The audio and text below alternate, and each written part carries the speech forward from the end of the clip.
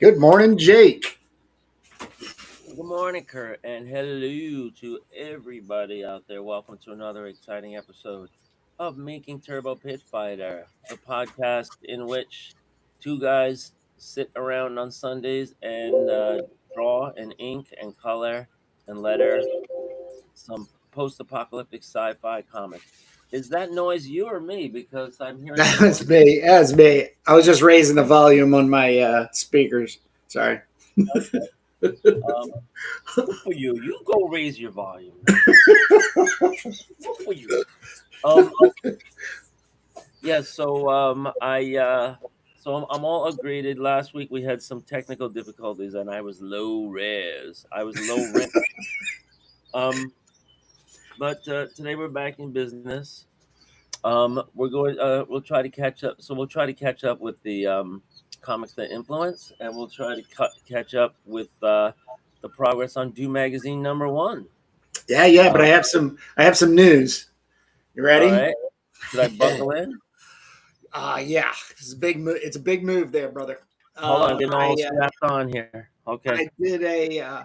I did a research on OBS, which is the first software we use to get going on Turbo Pit Fighter, and I did a test on Chrome yesterday. So I used OBS to run my podcast, if you will. Live stream is really what it's about. So I'm pretty darn excited to navigate us from Riverside.fm to OBS. So the one thing I'd like to do is get you to come on Crum next Saturday if you can, because I know you have some questions and some finishing up polishing on your Crum story, but it also give us a chance to test. Because that's basically my biggest concern right now is just doing the repetitions in order to make sure everything runs as smoothly as possible. But I'm really excited for So making this the so move. OBS is it's a broadcasting platform that would allow us to do split screen. Yep. Is there a fee for OBS? No, it is free. And the best part about it is it's basically the things that we've always wanted to do, like run a trailer at the beginning without crashing Riverside or bringing up pictures. It has this area that I've been investigating more about, which is like basically sourcing materials. So you source, your webcam to watch what you're doing. You source um, a video that you want to use is the startup and everything. Video, other video information. You can actually navigate the web. It's pretty excited. I So remember. you're screencasting. Yes, it's definitely from there. Now, this was the story I remember is that we used it. We used OBS for about 6 months, maybe less, but there was a lot of frustration with bandwidth and upload, and there's always going to be something. And so when I did some research on trying to find somebody to house us, that's when Riverside popped up, and Riverside was brand spanking new. But as the growth for the last 3 years have gone, Riverside has really just technologically moved away from us. They just want to deal with people who make and record the podcast and then build everything, the shorts and stuff, and then they just throw everything up on their way. They don't live stream. There is live streaming capabilities, but as we've been experiencing just this year, it's just not for us anymore, and it's unfortunate because it's a really great and robust, worth every cent for the money. But we're just doing the live streaming thing, and I think we just need to get down to just meat and potatoes here, and then go forward. So, but as I said, I don't want to. Well, the subscription for us on Riverside cancels out at the end of July. And I would definitely like to keep Riverside operable till then, just in case there's some kind of issue. Because like I said, I don't have full know-how yet on OBS. But as I keep using it, I definitely will get more efficient with it. Okay. So I guess Are we'll you do good next Saturday? so no, next Saturday Yeah. I might be hosting. I think I'm going to be hosting a business meeting in my Okay. house of my Yeah. old No boss worries. and No worries. my buddy.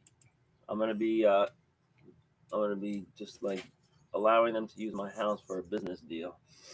Um, but yeah, and then I wanted to ask you about Sunday, June 11th, because I have an overnight trip on Saturday, and if I drive back Sunday morning, it Nah, might be don't it push it. might be a close call. Nah, don't. Um, so what I'd like to do is see, is it possible to do, I have a day off on Juneteenth which I think is June 19th. And maybe if you want to do a makeup day, we've done that before on a holiday if we had to skip a Sunday. But I don't know if you're around that day. Yeah, that might be. Yeah, that might work. I don't see anything on my calendar. What Sunday are you talking about? The 15th, Um, I, June. I think it's the 11th. 11th is a Thursday. No, so then it's probably the closest to that. Let's see, it's the Well, let's. 15th. Oh wait, I'm looking at May. Hold on. So it's June 12th. It's Saturday, June 12th, and so that would be Sunday, June 13th. What's happening is I'm spending overnight at Mohegan Sun. Yeah. Me and my brother are watching a Indiana Fever game, and that's also the night of the Nick game, one of the Nick playoff games. That'll be Game 5. So if we're um, if we're staying over Saturday night, in order to get back here for the pod, I'd probably have to leave at like 7 in the morning. And if I'm up if I'm up at night watching the Nick game and in this betting hall, then probably wouldn't be able to do it. So if we No, can, it's fine. all It's right. fine. So and Juneteenth actually, I think it's gonna It's fall on. 19th. It's the 19th. No, that's not. Oh, that's wait. I'm looking at July. Yeah, Juneteenth is the 19th. Right. So if we could do Friday, June 19th, we can make up that day. Yeah, yeah, yeah. All I'll put right, it in my sounds good. calendar right now. Turbo makeup. So we could do a Friday and a Sunday that week. Another thing I found out from the King, who jumped on Substack with me yesterday, Yeah, yeah. is that Mohegan Sun is also hosting the Terrificon in August 1st, I think. Wait, hold on. Let's see. Terrificon, and Terrificon is a pretty big Connecticut Comic Con, Yeah. and he's going to be doing it. Oh, okay. So I wanted to get over there, but it's August 7th to 9th. Um, the problem is if you try to buy like I'm not even thinking about tabling there. I haven't even looked into that, but if you just try to buy a ticket to go there, here's the Terrificon banners here. It's like $58. It's- yeah, So those conventions are expensive. I've never heard of that much Oh, before. Jake, that's cheap compared to like WonderCon and Well, yeah, I know the original ArtCon was like a lot of money to get into, but Mocha. Mocha was probably like $50, right? no, Mocha was cheap. Mocha was cheap, really? Oh. Yeah. Terrificon always has Or free New park. York Comic Con. New York. You didn't go to New York Comic Con, No, did the you? Javits, yeah, the last I checked, the Javits was like 40, $30, but now it's probably 40, 50. Yeah. Oh, look here. Oh, so I don't know what I was looking at. I was probably buying through some kind of broker, because here it Uh, says it's only $49 okay. for of Saturday. But yeah, and they have this thing like no cosplay allowed in the betting areas. You can't wear a mask because then you might have a camera in your Yeah, helmet. You could count yeah. cards. Iron Man is using Jarvis to count cards. But yeah, comic creators, vendor and Allison contact and everything. Yeah, I don't know. There's 68 days away. And it sounds like it'd be cheaper to table there than it would be to just attend. How much do you think the table's going to be? $400, if Is that. it? Oh, absolutely, dude. 400 Wow, bucks. that's Yeah, yeah. oh yeah. It's not 1997 anymore, Jake. Well, a table at IC3 is only $75. So take put that in your pipe and smoke it. But yeah, I don't know. Maybe I'll look at this later about Terrificon, or I'll ask the King. But yeah, the King was on, and he's such a great sounding board to just talk to, because Oh, like absolutely. he remembers everything that we ever talked about, and he's just got really sound advice and stuff. Like I remember I was talking to him, and he remembered that I was talking about Pearl White Melody and the fact that we use official comic paper, but we ignored the blue lines and we just went to the edge on every page. So he's like, have you figured out yet if the margins are going to be fucked up? He's like, um, all that kind of stuff. So did I send you last week um, a high res scan of the Duke Automaton? No. Because I thought we had agreed I was going to send you that to ink.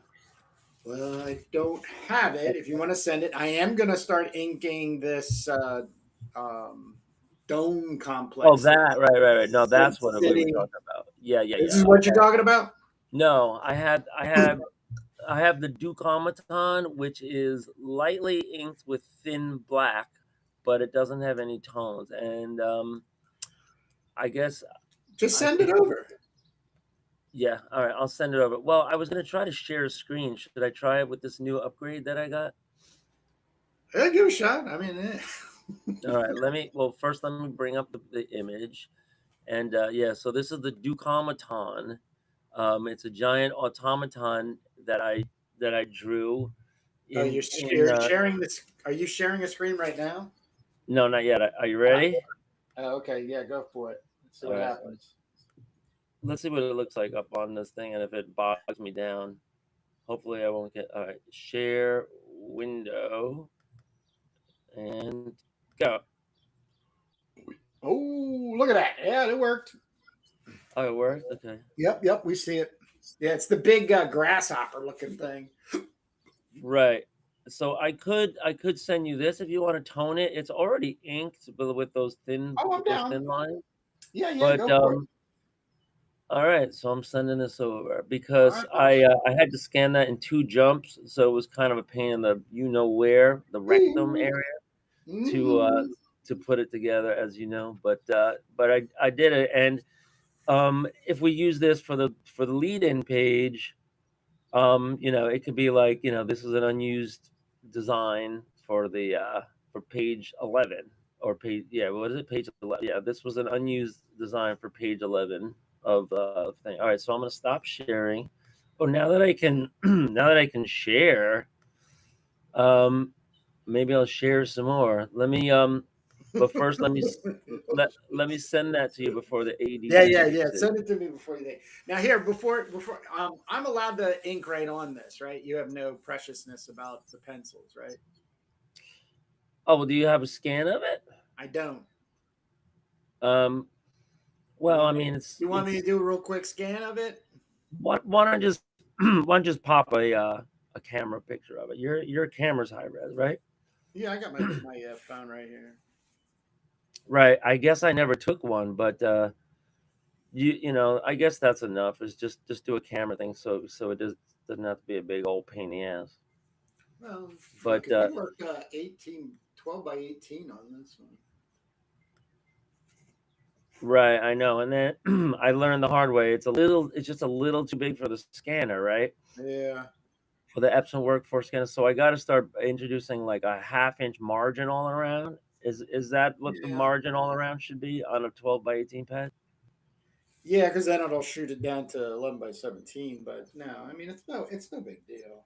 Well, I I, have, yeah, I have I cut this out. I cut a bunch of these out a long time ago. I suggest anybody in the comic business get a nice piece of this kind of like vinyl or cardboard or whatever, cardstock or whatever, and then just cut it down to the exact size. So now all I got to do every time I have a pad like this is I just put it down and I just trace it. So not only do you have the comic proportions, but I believe this also fits on the tabletop scanner in all in one shot, which is what you want. You don't want to like, oh man, it just misses by a half inch. God damn it. Right? Am I right? you're right. All right. So so I'm going to show you that, and then I guess there's no need to screen share with if I have the originals here, but here is the Duke Automaton for lead-in page, and yeah, so Matt is Matt the King from Powerpub is such a whoa. This is going to be 18 megs. Why is it so big? I guess I'm sending you high res, but it's not sending. What happens if I make it large? It still won't send. I don't know why it's not sending. My my thing is grayed out. My little paper airplane thing, Paper airplane. like the send button, it's grayed out. Where on your Can laptop? you explain why? Your laptop? Yeah, well, I'm on my laptop. Yeah, I'm in my Your camera's all upgraded blurry Mac too. OS. Your camera's all blurry. Yeah, I think that's just this here. Yeah, you gotta. If I do that, it fixes it. Oh, here. Not quite. Get an image. All right, I sent you. I guess you want that high res. All right, get an image. All right, here. This is an image. This is Silverwolf, but Oh, there you go. You just went in. You just went in focus. Silverwolf brought us back in focus. I don't have any image handy. Let me see if I have anything image Hey, you're in focus here. now. Oh, I'm in focus. Yeah. Right, and we went over this, right? Or did we? Uh, Uh, did I we do actually, this before? I probably remember Alex Turbin having done that. I have this whole pile here, and I think we went over this because we went over this because I have this on the left here, which means it's going in the other generation, in the other direction. This was amazing. So yeah, we talked about the Bushido, and we talked about the Kimura, and we talked about the Turok, and we talked about the Shell. Yeah, I remember we did this. So the Eradicators #1 by Silverwolf. So I have #2 here somewhere. Um, so yeah, if we can schedule, so I can't do Saturday to do the Crom pencils online and go over the story with you. We have to decide what we want to call the characters and all that. But that's going to be fun. If I do include a like a pinup, that would bring it to 10 pages. If I made like a cover page or something, and you know what I did? I have all these cardboard things I make. I just take like whenever I get like really good stiff cardboard, I cut it. This isn't the best kind right here, but when you get the really good stiff cardboard, it's like this. And so I have all these different cardboard folders now, and it holds the 12 by 18. And I made I made a Crom one, or I made a Barbarian one, because I had enough stuff to separate it from all the other stuff. So it has the 9-page pencils, and then I have like at least 5 other pages of pinups and sketches that I started, and one like maybe a little red Sonia here and there. But I have a Barbarian folder, I have the end of the world. I have one for original art, and I have um, yeah. Here's the barbarian one right here. Let's see what's in here. We got the 9-pager, and then I have this barbarian chick with a sword. I have this barbarian guy with a barbarian chick, and she's got the Hellclaw mask, so that could be interesting. I got a bunch of blank paper. I have what looks like Red Sonja stabbing the guy. And is that it? Oh, I thought I had one more sketch in there. But um, yeah, this, as you can see here, like this is ready to go. Like this is all blue line pencil, and it's all composed and everything. All I got to do is just finish the regular pencil, and then finalize what the dialogue is. And then this is not only ready to go, but it's also lettered. So that would be really good. It's also just hand lettered. So can't wait. Every page is like a little black line pencil and mostly blue line pencil, but it comes together real quick, as you know, once it's all blue line. Another thing I separated out is this. Why is my? Oh, I think my mail program finally sent, so you should be getting that soon. Um, Another thing I separated is this. I have, all those faces that I have, the colorful faces. Some people call them the creepy faces. Some people call them. Um, I put a bunch of them all together. Now these are not the paintings, the 22 by 28 paintings. These are all the illustrated ones, which is all just on pad paper. But when I put them all together, I have probably, well, I counted yesterday. There was 27, 28, 29, 30. Yeah, 30 of them. So Matt is like, well, why don't you stick that into a book? Man, why don't you make a book out of that, or a magazine or whatever? So that's an interesting idea, right? I got the Pearl White Malady. I got a reprint Turbo Teaser. We got Doom Magazine's #1. I have my concert poster book, and now I have my Faces book. So all of a sudden, I'm swimming in printing. All of a sudden, maybe I should go to China. I should go to China. Because Matt is going to a Chinese printer for his latest reprint. I thought he already did. I thought they were like, well, Well, yeah, I think he's in the middle of it all. Yeah. they're either being printed or they're on a boat. Yeah, and what's funny is the connection he made was thanks to us because he met Saboteur through our chat, Yep. and Saboteur said he had a good experience using this Chinese printer, and so now he's dealing with the Chinese printer.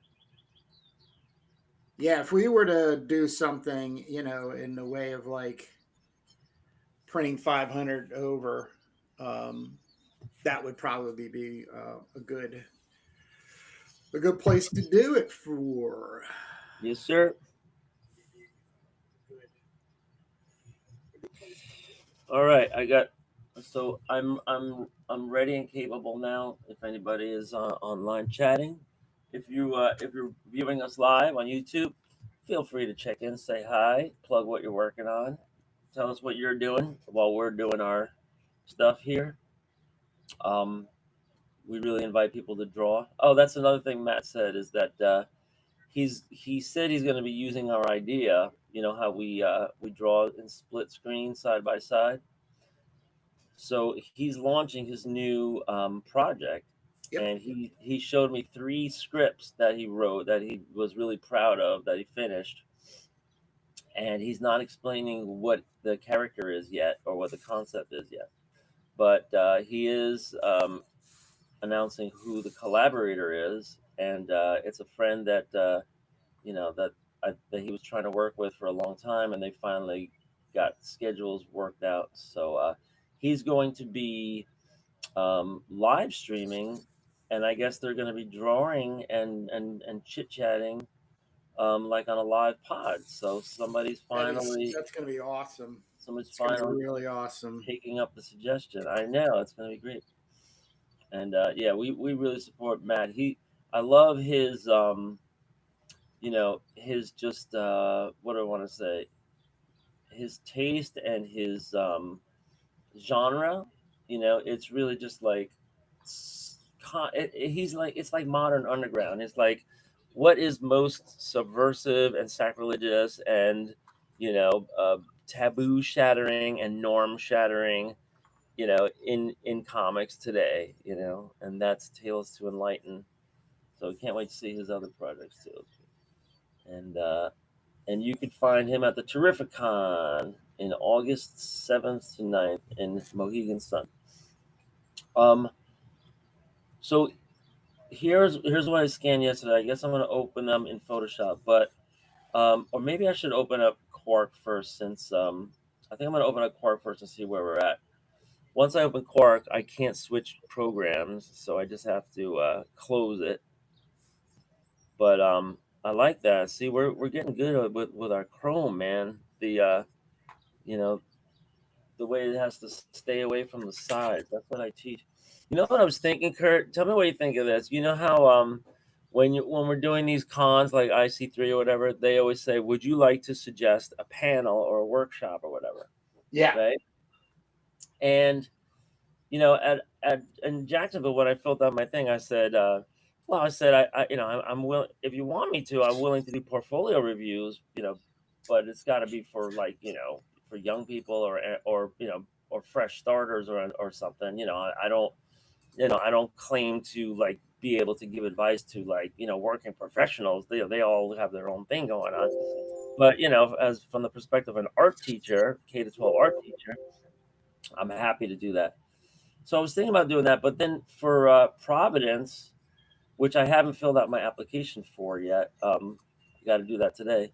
For Providence, I was going to suggest maybe like a little art workshop where it's not so much like an instructive one, but it's more like a collaborative one where everybody like participates. And I was thinking about, you know, doing a focus on chrome and shiny hair. What do you think? Yeah, hell yeah. I mean, I think it's a good idea. You know, it also coincides with the show. IC3 this year is from 12 to 8 o'clock, and even after 8 o'clock, it runs right into the after party The drink and draw. Yeah. in the Sky Bar or whatever that they have there. So like, I have been very much in the way of like, geez, like 8 hours, standing there, blah, blah, blah, blah. But, if we could get up, I know we can get one or two people to help us man the booth. We could definitely put something together. I mean, I'm not trying to join your, um, um, little demonstration workshop thing, but I could do one too. I could put something together because I think that's like I've said before. My biggest critique of IC3 or really kind of any comic book shows that I've ever attended as a vendor is you're just stuck behind a table the whole damn time. And so unless you have really cool, energetic, dynamic neighbors, um, it can just kind of wear you down, and not make the show as exciting. But I want to see people, meet people, talk to people, listen to them. Definitely about what's happening for them and their viewpoints on the industry and where it's going and such. But the doing panels, like either running a panel or being able to go to a panel, that's the thing. Like I watched, I think it was 3 panels they had last year, and I watched all 3 of them. Although the audio sucked, I did manage to move through it, and they were really good. Like one was about trying to get into comic book stores, and so yeah. And by the way, I'm all signed up. I have my table and everything for IC3. So, um, they're slowly rolling out. They're still actually looking for applications. They have not closed the applications Right. process. Well, So good because I haven't put mine in yet. But yeah, um, yeah, and I asked if you want to split a third table. I think I want to go for the second table because um, it's still cheaper than some other tables at other cons for me to get two yeah, there. yeah. Well, you like And spreading stuff it would. out. What's that? You like spreading things out, I like, do. I'm going to spread and that's things good. out flat, and I also want to have a couple of boxes of comics to get rid of there Right. that I want to do. So all the above. Um, so this is funny, right? I had a. You see this headline right here? Remember the Duke? Yeah. So I just like type this out in Quark using a font. But I had a student who is a little sixth grade girl from Yemen, with the whole head wrap and everything. I had her do. I penciled this, and then I had her do a whole sign for me that says "Remember the Duke," and I sketched it all out for her. So then she colored it. Yeah. So I'm teaching kids to be inker toners, and and so now I'm going to use it, and so I'm just emailing right now. I'm just emailing it to myself, and I have to find the "Remember the Duke" one as well, because I made one for the Sentient Dome. So I will have these custom made headlines in the comic that are made by that help out my students help out, and then I give them some small token of appreciation, like a little sketchbook or a set of markers or something they can take Oh, home. that's sweet, do. It is nice. I'm a super nice, generous art teacher. If the kids don't have money, I try to hook them up. Yeah, here it is right here. Remember the Duke. So we did it two different ways. Yeah, and so this one wasn't really finished, and this one was. So I'm gonna send this to myself, and let me crop it, make it smaller. So yeah, once this comes in, now now I have to transfer it onto the damn jump drive, which means I have to wait till we have a break, or else I'll do it next time. But yeah, that's the crazy stuff I'm into, man. It's hand lettering all these little titles and subject heads because I just feel bad using a font. I feel like it's cheating somehow. I mean, we use the font for the small text, and I'm going to be using it for these subheadings too. But I didn't want to use it for the headlines if I could help it at all. To jake@hellclaw.com. I also have jake@doommags.com. So I need to use both of these so that I test out that these are all working. I was having a problem at first with if somebody's trying to send me something from jake@hellclaw.com or jake@doommags.com, and it's coming from Gmail, um, it wasn't forwarding. So it was a pain in the ass, and I had to call the ISP. You know how much I'm paying for web hosting now? I mean, granted, I do have like 8 different domains, and Yeah. I've had them forever, but it's up to like $38 a month now. Sure. So I think I need to start shopping around, because I don't do that much volume or anything. I don't have a lot of You're free. just trying to hold on to the domains. I have well, once you have a domain, you have to host it somewhere, right? It's the actual servers, the web server. They call it a space, right? I A don't know if web. that's I don't know if that's totally true anymore. I Well, think a lot of places like GoDaddy sell you the domain and the server space, the yeah, monthly rental at the same time. yeah. And so I use Ionos, which is a big one, but the prices have creeped up. Number one, and number two, I get all this spam mail from people trying to spoof people with Ionos sites. Like, they'll say, "Oh, your Ionos website is at risk," and click here, and it's all just like phishing.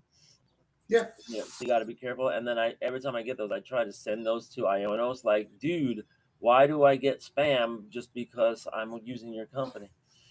And the other bad thing is, that like security thing, where it tells you your Certificate. your certificate, right? You're not really secure unless you pay us extra for the certificate, SSQ or something, SQL or something, and that's a lot more money, and you got to pay per domain, I think. So it's like crazy, and the downside of not getting the certificate is that some websites won't load, and if I went on Perplexity to try to test out the AI and see if it was any worth a damn at all. So because I'm trying to do this from the perspective of handicapped people.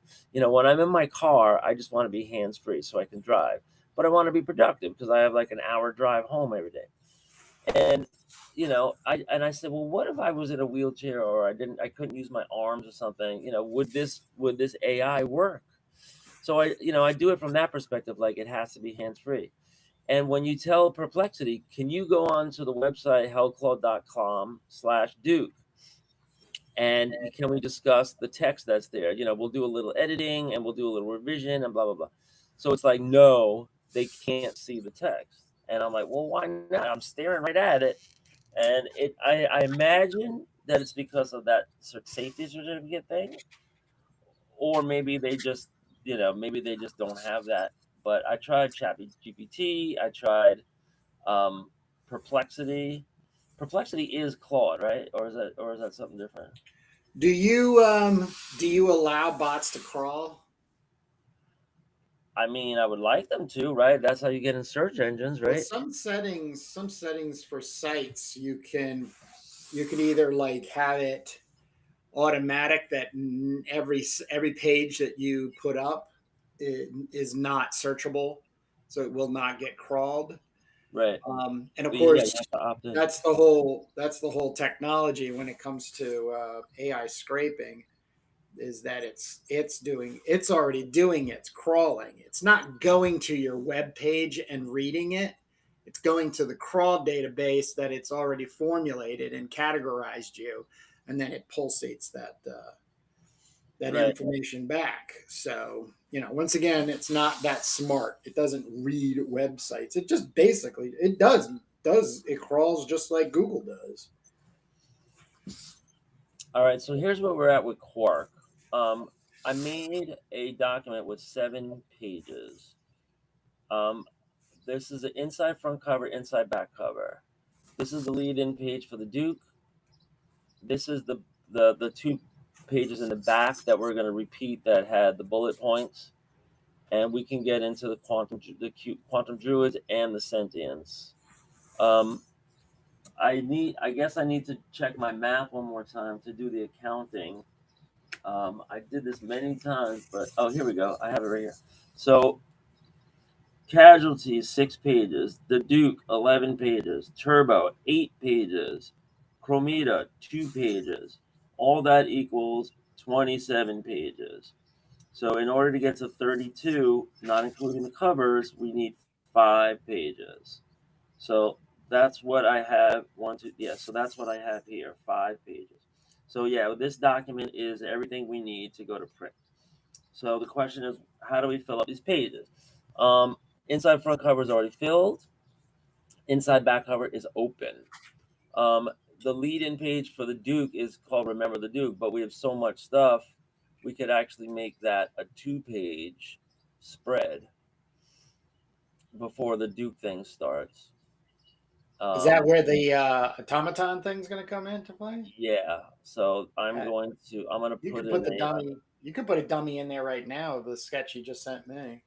yeah, that's what I'm gonna do. I want to be automaton here, and I have this other sketch of the Duke, and there'll be some more writing, Right. and which is good because we have all that writing about my mother worked for the Duke and blah blah blah, and we will print and publish all that, and then that will begin the 8 pages. Um, so what else? So this page that repeats the bullet points is kind of sort of done. But this was a spread, and if we do what we did last time, so we need some more stuff to say here. So this is kind of cool how the bullet points have grown, and we've gone over this already. How we expanded on the bullet points already, um, including comic sequences. So we're really doing good. But we just have to fill out this page with just like whatever we want to say.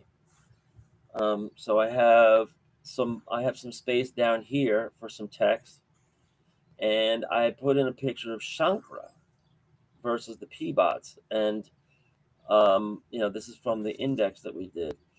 On this page, I don't know. Oh, so yeah, you know what? We should have the turbo. This is where we should move this here definitely. And I'm glad I'm doing this. So then this whole page here can be the sentient dome page, and I found something out, Kurt, that means we're gonna have to kind of revise how we work because the sentience. I guess I never looked it up in the first place, but I'm like, somebody's got to have the name, the sentience, in some kind of sci-fi or comic book context, right? So I checked it out, and sure enough, it already exists. It's like, there's some characters in some comic or something. So we're gonna have to change the sentience to something similar. Wait, Like I wait, think, wait a second. What? I don't understand. What? Who? Just because somebody has the word sentient, I mean, it still has to calibrate. It's like I can do a Batman character all freaking day. It just can't. It can't coincide with the visual or story dynamic. You're telling me well, if somebody you has the same kind of character. Batman, yeah, Batman is trademarked, as opposed to copyrighted. Yeah, The but sentient, it doesn't. The thing is though is like you don't want to do a Batman that looks like a chipmunk or something like that. I mean you do. I mean if you want to use Batman, you can't have anything associated to the appearance of. That's copyright and trademark, not the word.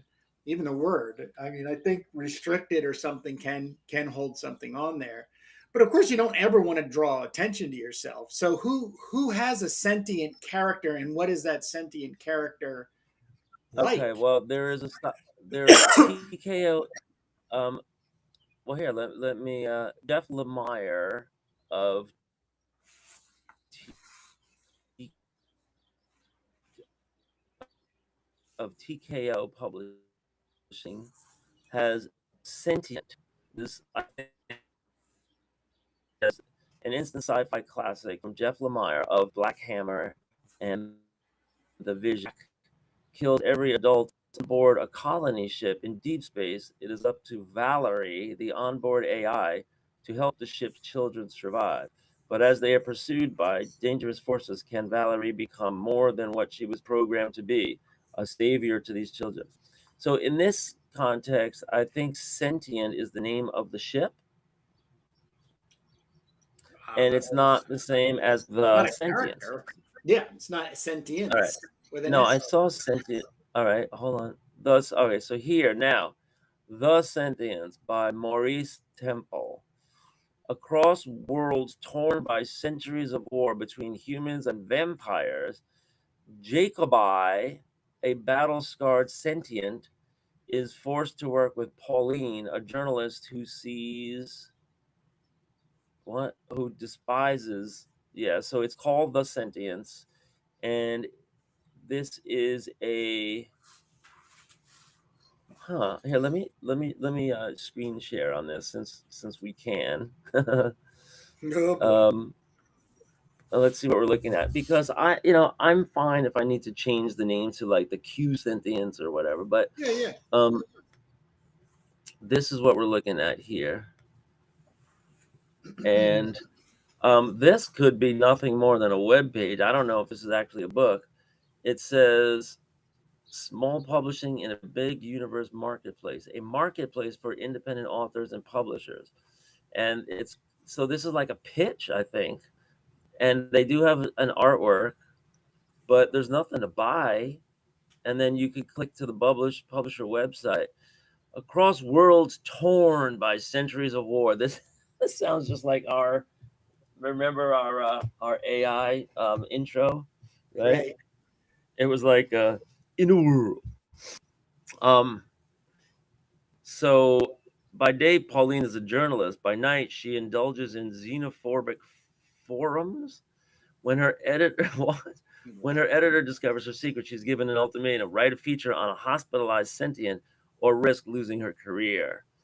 Jacobi had always been loyal soldier of the Commonwealth, but when he witnessed his fellow sentients being sold to enemy vampires in exchange for Wow. human prisoners, yeah, it's a little convoluted because they just assume you understand what they mean when they make sentient a small s, and they just use it like that. It's like, okay, what does that mean? Um, Sounds I'm fun. going to I'm going to click on the publisher website and see what happens. And does it no, so when I click that, so I have to reshare because it it doesn't click the extra tab. So I'm doing Geraldo's Vault now. Let's see where this brings us. I have no idea where this is bringing us. Hopefully they have their certificate.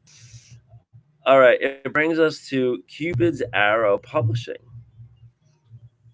and this is something I never heard of.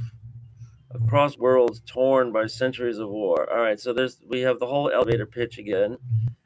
And it's, oh look, it's a trade paperback and a hardcover, so it's a book, and there's also digital editions. So it looks like a self-publish deal called The Sentience. So yeah, I'm going to respect that, and I'm going to just change my name to like the Black Sentience or the Dark Sentience or the Q Sentience or whatever. So um, yeah, because I don't want to be like that guy, but let's see what Cupid's Arrow Publishing is while we're here. The Cupid Crew. Oh no! Every time I do this, it doesn't follow.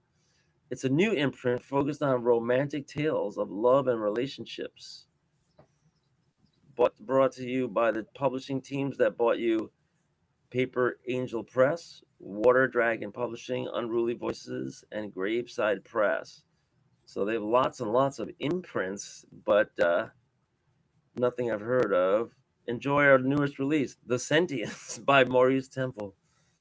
So they put this out, and you might also enjoy An Afternoon in Paradise, A Ghost of You, After the Solstice, Diamond's Arm. Yeah, so it looks like a very small, independent relationship slash romance publishers, and they had a sci-fi title, and they did get a cover made. These vampire-looking guys. Partners, join us. Book tours, calendar. All right, so they're doing their thing. Updated in May 2026. So I think I'm going to call it the Sentient Dome instead.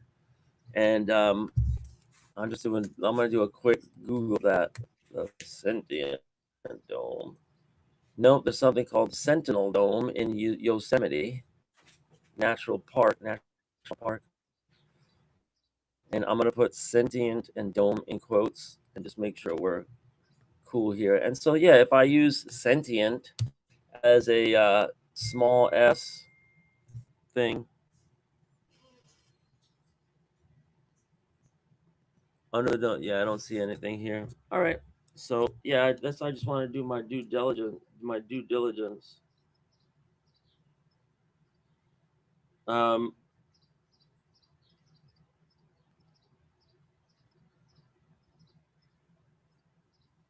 Next, I need to, yeah, so we need to plan out. Oh, did I stop sharing? Yeah, I did. Okay. So yeah, if we have the sentience stuff, we have a page for that, and yeah, we can just feature. We have all these pages to just feature all of our cool characters. Now, I wanted to show you, and maybe like, so we have. I mean, if we don't have to put Shankra here, we could, and we could talk a little bit about her. The Q Druids, we could talk a little bit about that. But we have the whole inside back cover, and here a whole page that we're going to be doing the sentient. So this will be the sentient dome and the sentient and this little picture we have from the index, and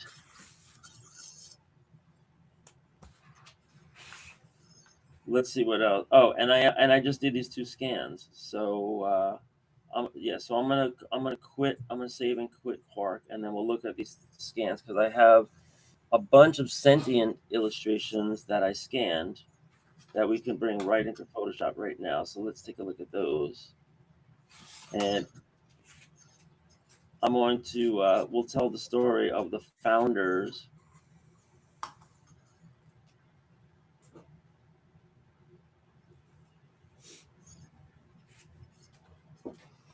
And opening up Photoshop, I close Quark. Doing what we gotta do. We're also gonna catch up on the comics of influence, and I have to show some show and tell because I did organize all the sketches. And one thing I'm excited about is this this storyline. I guess it's Shankar versus the P bots, the pleasure bots, but it's it's a whole storyline about the gender wars and that being its own little world of writing either text or maybe make a comic if we can get somebody. So I did this. So I'm going to isolate these sketches and turn them into grayscale. So I guess I'll just copy. And another thing that Matt suggested is because I was showing him this big pile I made, these 2 folders I have here. Well, just this one, like if I don't count the Crom stuff, the Barbarian stuff, and I just counted this folder by itself, right? There's at least 35 sketches in here, and there's another 30 over here, in which all kinds of other stuff like old turbo stuff and all kinds of design. He was telling me, why don't I make a convention sketch diary and sell copies of and offer copies of that. He says just scan every page just where it is. Don't worry about finishing it and just put that out as a convention sketch diary. Yeah, why not? Yeah. You just gotta scan everything. Crying out loud. Yeah. Well, I've been scanning lately. I'm still waiting on Turbo 2 pages. I haven't scanned those. Nope. I haven't scanned those. All right. So here I'm going to go to grayscale. I'm going to the power of grayscale. Oh. And this is before and after. I wonder, do I need to pump this up a little bit? Yeah, maybe before I do this, I want to take my cyans and make them a little darker. Yeah, I think that's what I want to do. And now I'll go grayscale. All right. Before, after. So yeah, this is just going to be like a little thing of copy fitting today for me, which is fun. And then I'll finalize the text after we're off the air, I suppose. I don't have anything else going on later. But yeah, what do you think? Like, to me, this isn't interesting to people, right? Like all of this extra text and gobbledygook all over the sides, right? Nobody wants to see that, right? I disagree. Really? I really think you're short-sighting us on down the road. Like, it's another, once again, it's another pet peeve I have with indie comics. They either are trying to shove everything down my throat within 17 pages, with these long explanatives and, dialogue and everything, and then a page or two of just text dump, without any illustrations. But the pet peeve is that you get out to a point where, let's say we get Turbo Pit Fighter 6, completed by the time we die. Um, and people, we are known, Turbo Pit Fighter is known, we're known. Yeah. Which is a really good chance, especially in the indie comics, where we're at and where indie is at, that people fall in love with things. You can't force anybody to fall in love with something, but you fall in love with something and all of a sudden there's not enough information. There's not enough anything there. It's this one. It was this planned series that never got anywhere, and the next thing you know, it boom. So the thing I love about this All the is it just extras. feels like insider material, and especially that it goes to do the Substack, so then you can go and you're still doing your thing on Substack, new mags, you can go back and watch the old ones. You can head over to the Turbo Pit Fighter and everything. I think that's truly predicting for the fan.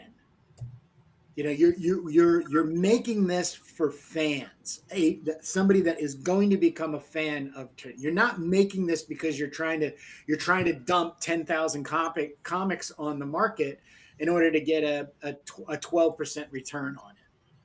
That's the pet peeve I have with indie comics.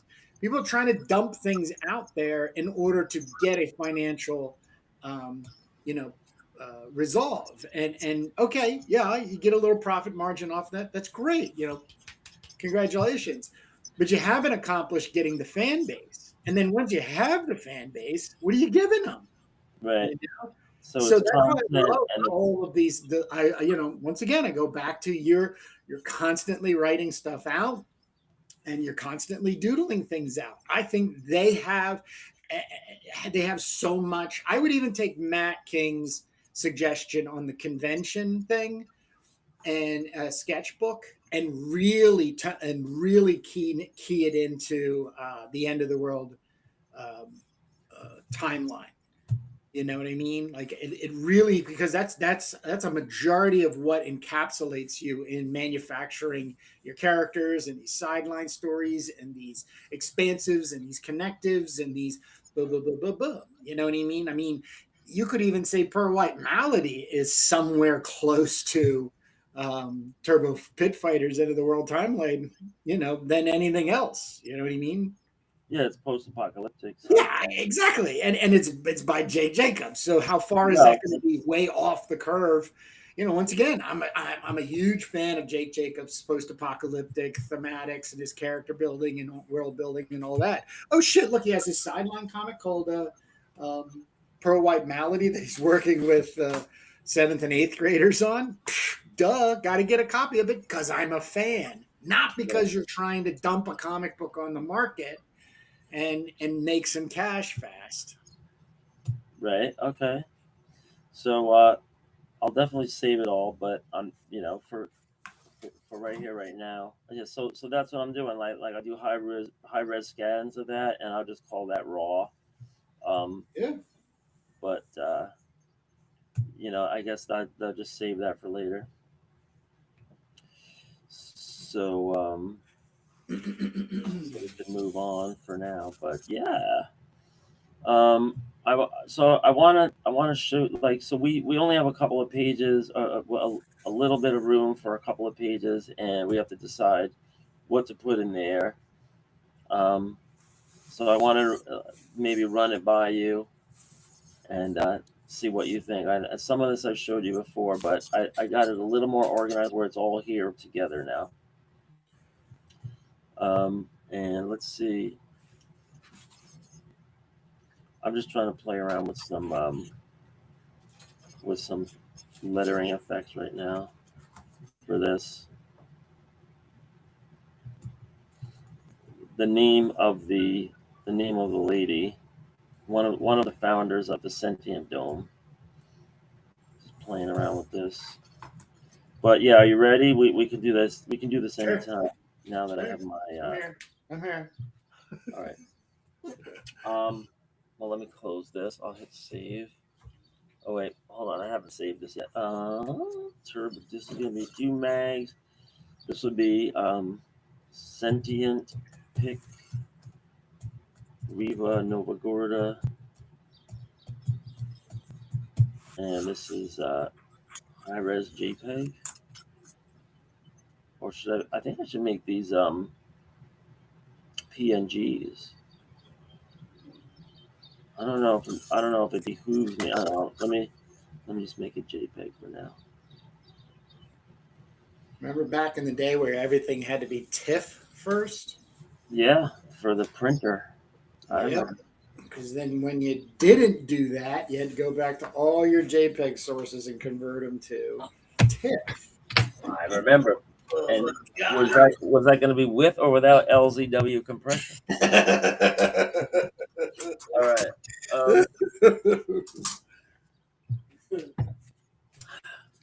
So remember, we have the inside back cover, and then one other page, and then some room on another page, right? So here's the accounting. The lead-in page for the Duke. We don't have a lead-in page for Turbo, so that we got to think about that. I mean, that could just be a paragraph at the bottom of the page before the sequence. We have the bullets page, and so we have a spare page. So we are going to do Sentient Dome for one page, and the Duke will be 2 pages. Yeah, so I guess that's it.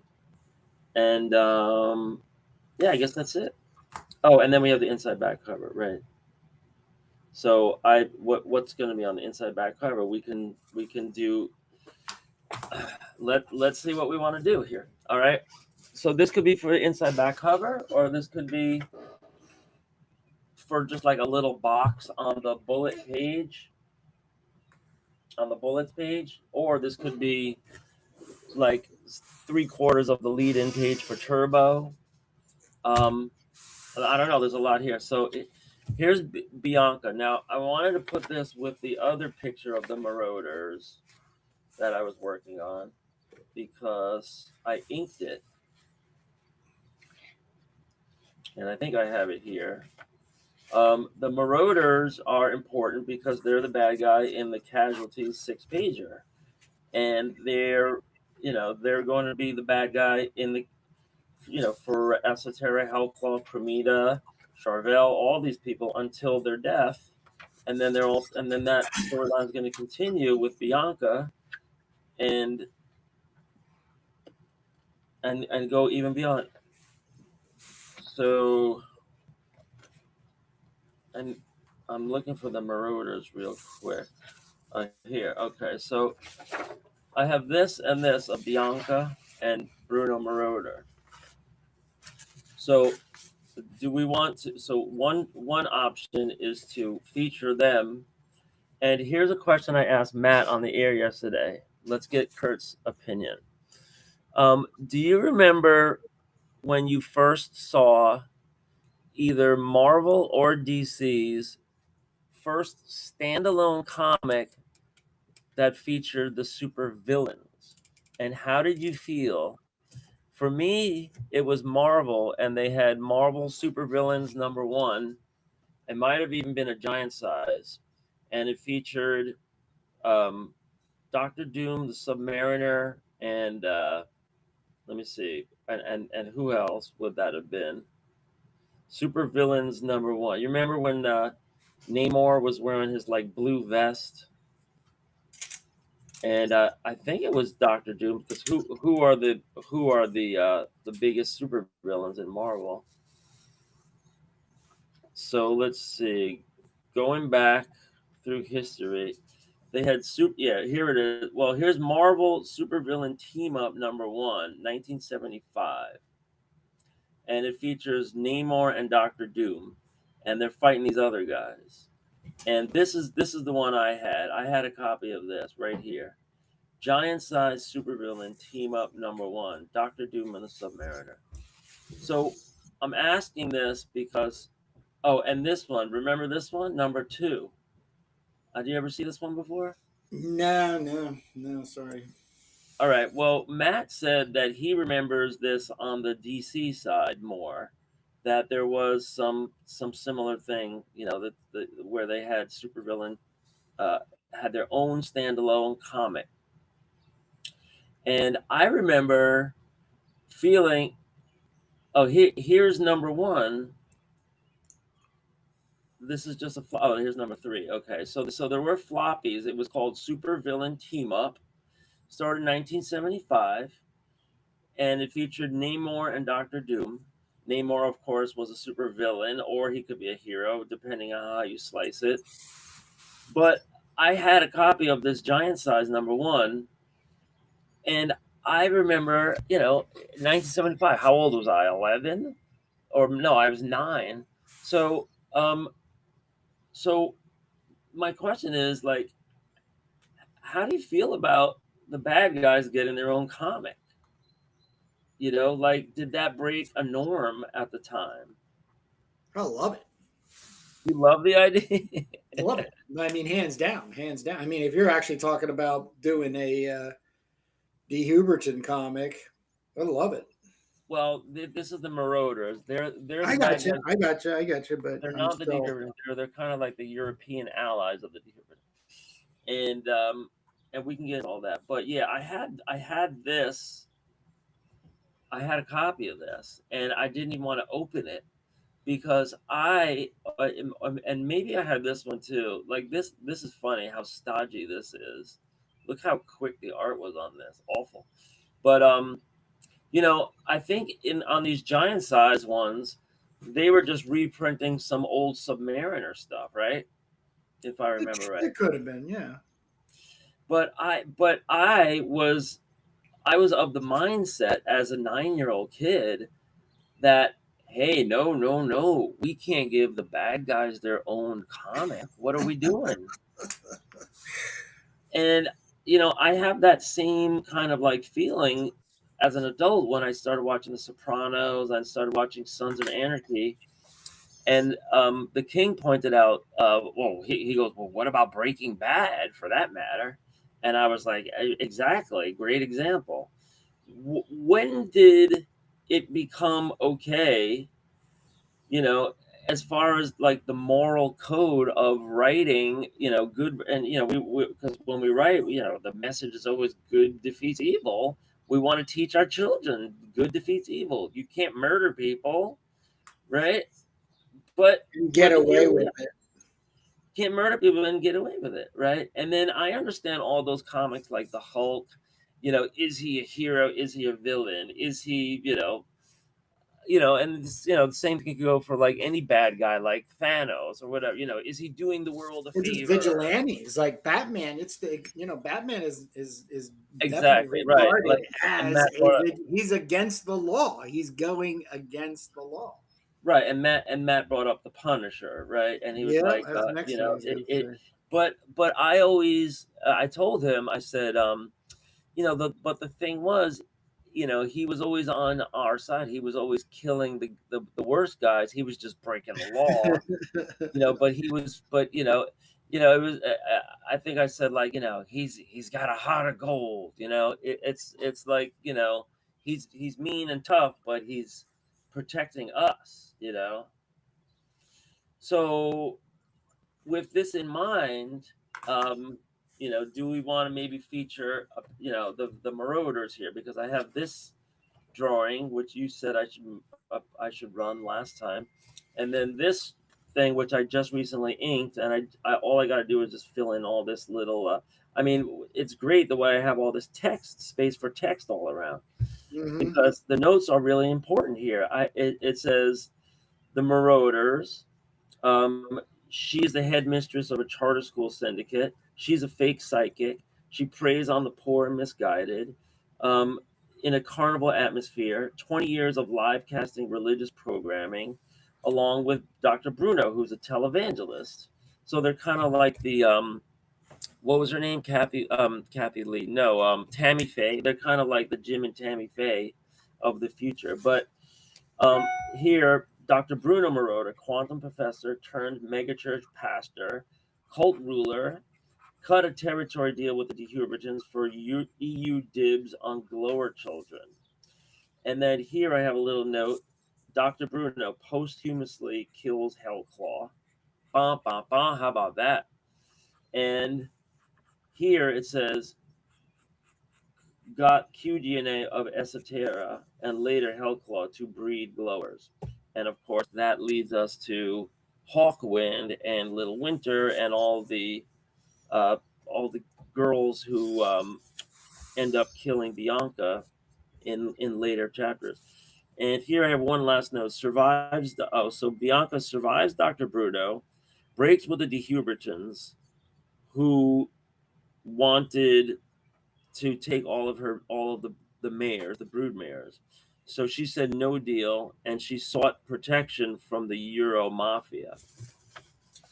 So a lot going on there, and I could just typeset all of these little things in here. So we could make this a cool back cover, but what are we plugging? Are we just plugging their existence, or are we saying, this could be their own storyline at some point?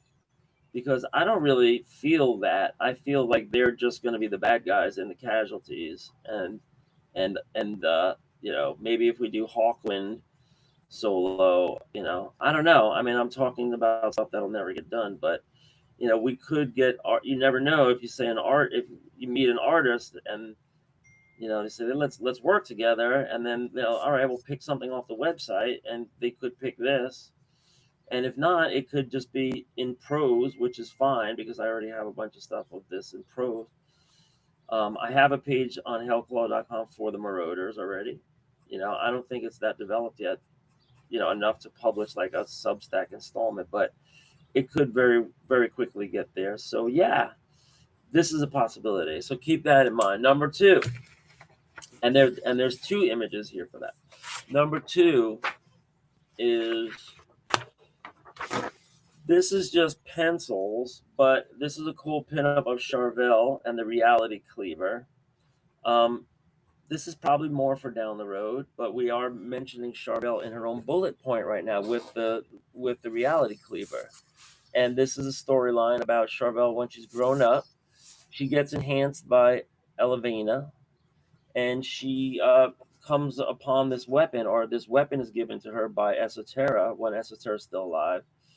And she's the only one that can wield it because of her unique quantum DNA signature. The weapon responds to Charvel like nobody else, and so because of that, they give it to her. But it'll be a short story where she realizes that the weapon can never be used and it has to be destroyed.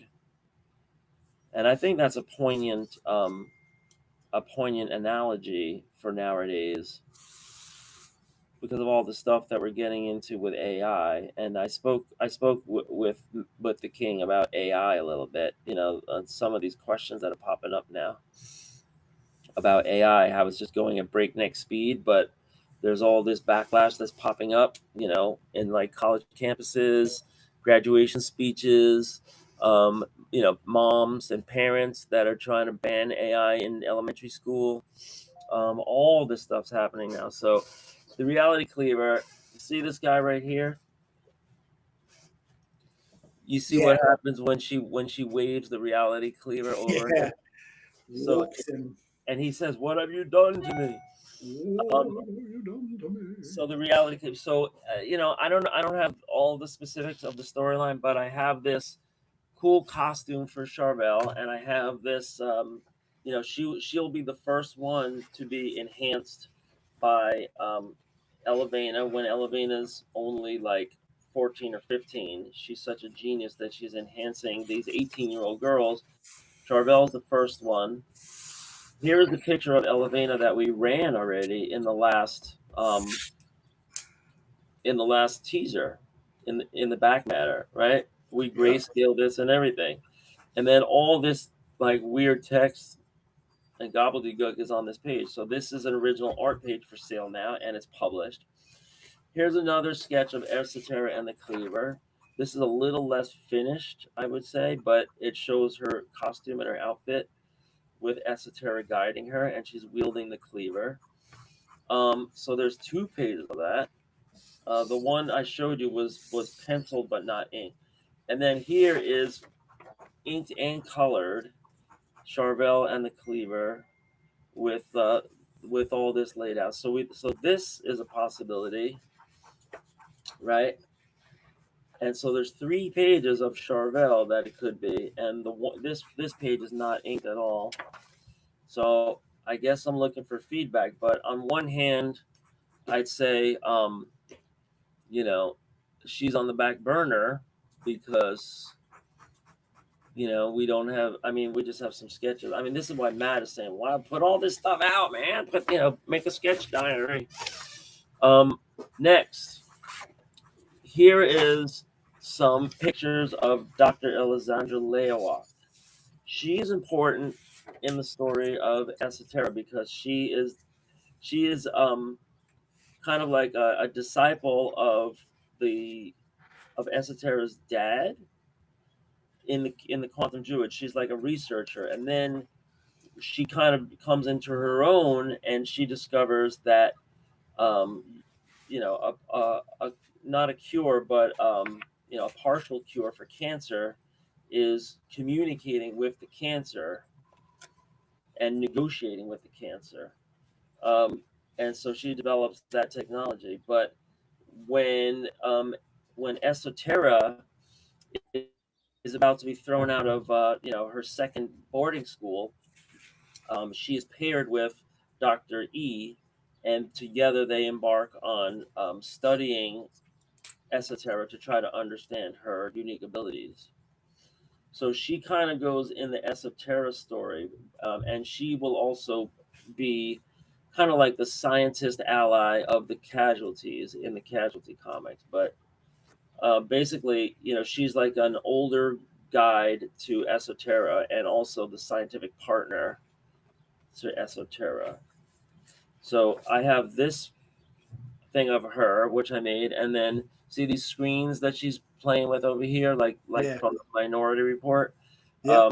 I can just like superimpose some gobbledygook here, like to make this all look computerized with charts and graphs and stuff, and like data and the matrix and all that.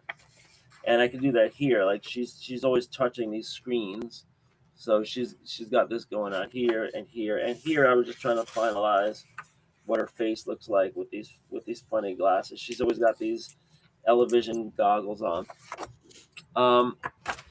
Here are the sentients that I just scanned. So I'm working with these in Quark. Here are some. This is on thin paper, so I'm not. I don't really think this is as good. I don't know what to do with this. I might just have like a little for sale pile, like $10 a piece. But this is like thin paper, and I was just working out the colors. Here's Shankar Vaisha with a whole bunch of gobbledygook. Here's the original art for the Casualties, #1, which is laying in wait for the day that it gets finished. And I am working on it. I have like 3 pages blue line pencil of the Casualty #1, and I have like 10 pages of roughs. So I'm working on that little by little. Here's a pencil sketch of Esoterra's face, real big, that needs to be inked. Here's a cover for Hellclaw, full body with graphics up top, with a masthead up top. Hellclaw. This needs to be inked and finished. Here's a nice one of Chromita that I could use. This is color, but it's all shiny and chrome. So this whole page is kind of like rough, but I could just isolate this right here.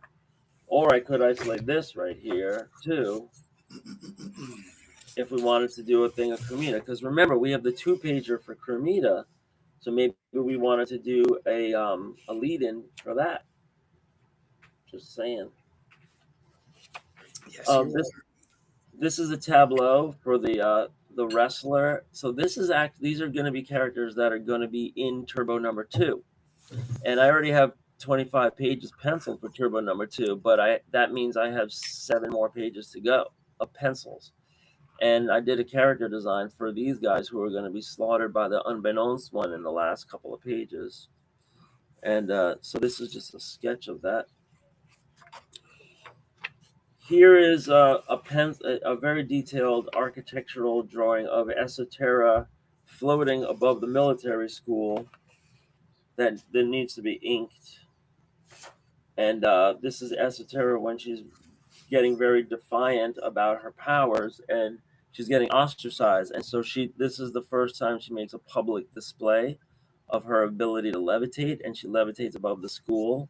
And this settles once and for all that she does have powers, the first human to exhibit these kinds of powers of mental control, level levitation, etc. Unless you count Uri Geller. Do you remember Uri Geller? No. No. Uri Geller was in real life. I think this was during the 60s and the 70s, but he was a mentalist that somehow convinced people that he was bending spoons right in Oh, front yes, of their eyes. yes. Yeah. Yep. So unless you count Uri Geller as Did you ever watch the television show The Mentalist? No, I didn't. Freaking amazing. Oh yeah. Amazing, yeah. It's wife and I's one of our favorite shows. Oh yeah, The Mentalist. Yeah, love that shit. And I think they had a character that he came in contact with who was pretty much the same charlatan. Actually, no, yeah, I do remember that episode now. Yeah, it was a total rip off of that of Of him. Uri Geller, yeah. Yeah. Cool. Yeah, that's the kind of stuff I'm talking about. So, but Esoterra will be, doing a lot more than bending spoons. The problem is, like, she's young and everybody's fighting over her. So that'll be the story of Esoterra that we will, it'll be like a backstory. Casualties number one, like Esoterra number one, will have to go over her whole life, but Casualties number one starts out when Esoterra is already like 22 years old and she's going public with her powers. Here's the Ken Landgraf Turbo pinup, original art, including pasted on Zipatone screen. Yeah. So we could just run this and call it a day. Oh, absolutely. I don't understand how you would not want to. The moment that you can say Ken Landgraf in a book, put all the Landgraf you have in that book. Well, we already have a 6-pager from him, but yeah, we could run this and in the back cover. Sure. There's a little room for text here, which we could superimpose if we wanted to fill every little gap. He has a Turbo punching out this bad guy over a garbage heap, and Trophy is tied up in the corner over here. So we could do that. Options. This is the sketch of the Duke, which we already have in, assuming we use all three. And this is the logo for Ducavita Air Cycles. This is a nice colored, I guess, headshot of Chromita, which is pretty detailed. I think, if this turns to black and white, you don't get quite the impact, but as it is, if I scan this, I could EQ the colors so that like yellow becomes gray and blue gets deep, and you could really mess around with these colors in Photoshop. But if you're just going to turn it all grayscale, yeah, that would be just kind of like a Chromita pin. Here's another cover for Hellclaw. This is fully inked and colored, but it's got this kind of lightness to it, the light pencils. So what I was thinking is going over a lot more darker. See, like her uniform here, to make it the final dark red and light blue. But I do have a lot of different colors mixing here, and it also features the iron mask, that's handed down through history. Here's the Ducomaton, which I just sent you. I got it. Yeah, so I didn't realize, but does your scan show all of these fine pencil tones in there? Oh, I haven't. I just downloaded it. Well, let me see if my scan shows that, because I wasn't seeing that when I just opened it in preview.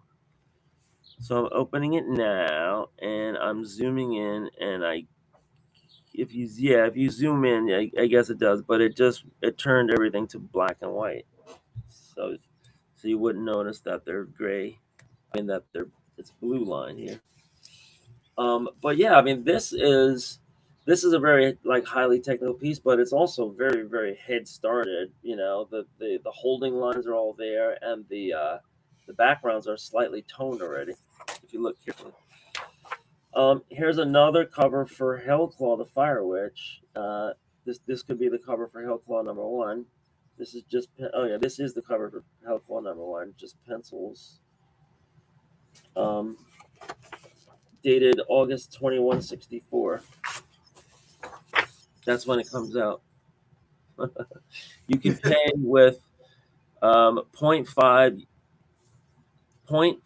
thousand US dollars, or you could pay with one Duke coin.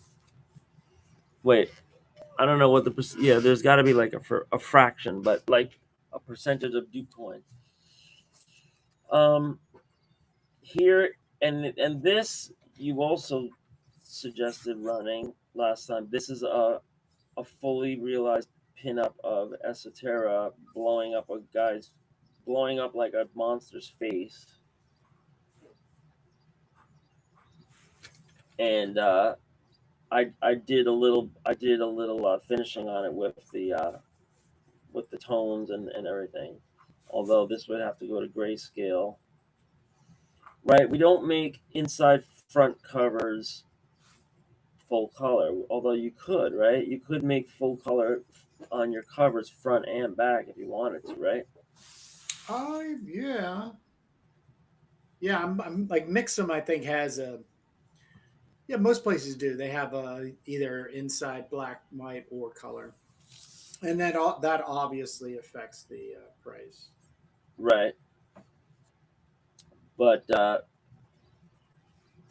right, but something like this, if whatever we're gonna run on the back cover, it doesn't need to be color. The inside front cover. No, I don't think we need to go into that. The back cover will be color, but Yeah. inside back cover. Yeah, Right. black and white. Doesn't need to be. I mean, but we have this, so if we ran something like this, it could run in color, but it would probably not be worth it as far as return on investment, right? No, it's just not very colorful. Right. Yeah. Right. I'm sure if you threw some colorish background and color fonts as you do very well, then Yeah, I mean, this is a really weird page because it kind of combines pencils and inks in a million different ways. Mm-hmm. So this is another possibility. I mean, this still needs like 5-10% more work on it, just as far as like finishing everything, making it more consistent, unless we just go with it as it is. But these are the questions that I wanted to bring to you. Like, I might even take my eraser and None of that stuff is scanned. No, because the stuff I scanned, was the Sentience and the Ducomaton. So this stuff, no, it's not scanned. But that's why I'm asking. Like, whatever we finalize today, I want to get into motion. Like, what are the remaining pages? Scan it all. Well, I can't scan it all because some of them I'm still working on. It's all right. You can use them as placeholders. I mean, if you had all this stuff scanned, we would be like throwing it into the placeholders in the Quark file, and we would know exactly what it is that we have to do. I mean, at this point, I'm really hoping what I'm inking right now is the end of any art having to really be formulated, because there's already what you've gone through. You have a tremendous amount of work that can be fluffed with some color and some scanning and stuff. Photoshop. Yeah, Photoshop gray valuing and everything, um, and then fill with text. So I don't. Power of grayscale. Yeah, I mean, Um, at this point though, I'm not. not I have a hard time believing we still need to make stuff. I still have to. I have not made my fan page art from Gotham, Noah, and Ralph. So that's a page. So you can just go to your, and then there's a fan art page, which is all well, done. as I said, these we're accounting for all the pages in the book here. Yeah, but Um, don't you have a 20, what is it, a 36 page file, right? Or a 34 page file minus the front covers? Or do you have the covers in that layout? You have a it's 32 cork layout, pages, right? 32 pages of interior. Yeah. Right. And here's the accounting right here. Yeah, but I'm saying, Jake, you already have it in a cork file. You could just scroll through the cork file that's filled with pages Yeah, and even numbers. I just did that today. Yeah. Yeah, I understand. Right. So we don't So how have many very much. pages? How many pages are we really without? That's what I did. I just did that this morning. Let's go I back know, and but how many pages are we without? like one and a half. Yeah, but I'm saying I have a fan page which is three little drawings by Ralph Gotham and Noah, and then you could have flourish some text in the bottom right hand quarter, and then you got Ken Landgraf. I don't know if that was in there, but I don't. Well, I understand you wanting to really give an enrichment to the people, but I also have this like I said, my style is not making for the comic. My style is make and then slow and stop and go, okay, what do I have to make a comic? Oh, I need to kind of brush this up. I need to formulate this little funnel, let's shave the edges off of this, and then boom, package it and put it out. right. Well, all right. So here we are. Walk through this with me, okay? Right here is the Well, inside get your back camera. cover. I can't see anything. I see your keyboard. Oh, my bad. Hold on. All Let's right. All right. situate this better. There you go. There you go. All right. Let me get this out of the way. Yeah, All right. slide over Let's to the talk right. turkey here. So here is a spread. This is the inside cover spread. Inside front cover, all done. It has Charvel, and this is the lead-in page to the 6-pager for Ken. And this is all inside front cover. Inside back cover, totally blank. And we could just plop in the Ken Landgraf. We There could you just go. Do it. plop Just do it in right the now. Do it Esoterra. right now. You have it scanned? Do you have him scanned? No, I gotta scan We'll it. go turn the scanner on and scan it. Okay. Now wait, walk through this with me. Okay. So Well, here, type in that empty page right now. Type in there Ken Landgraf Turbo Printout. all right. So Insert. we're not saving the Ken Landgraf for something else. Why? Because we're gonna have Turbo number 1 in short order. Why don't we want to save it for that? Right?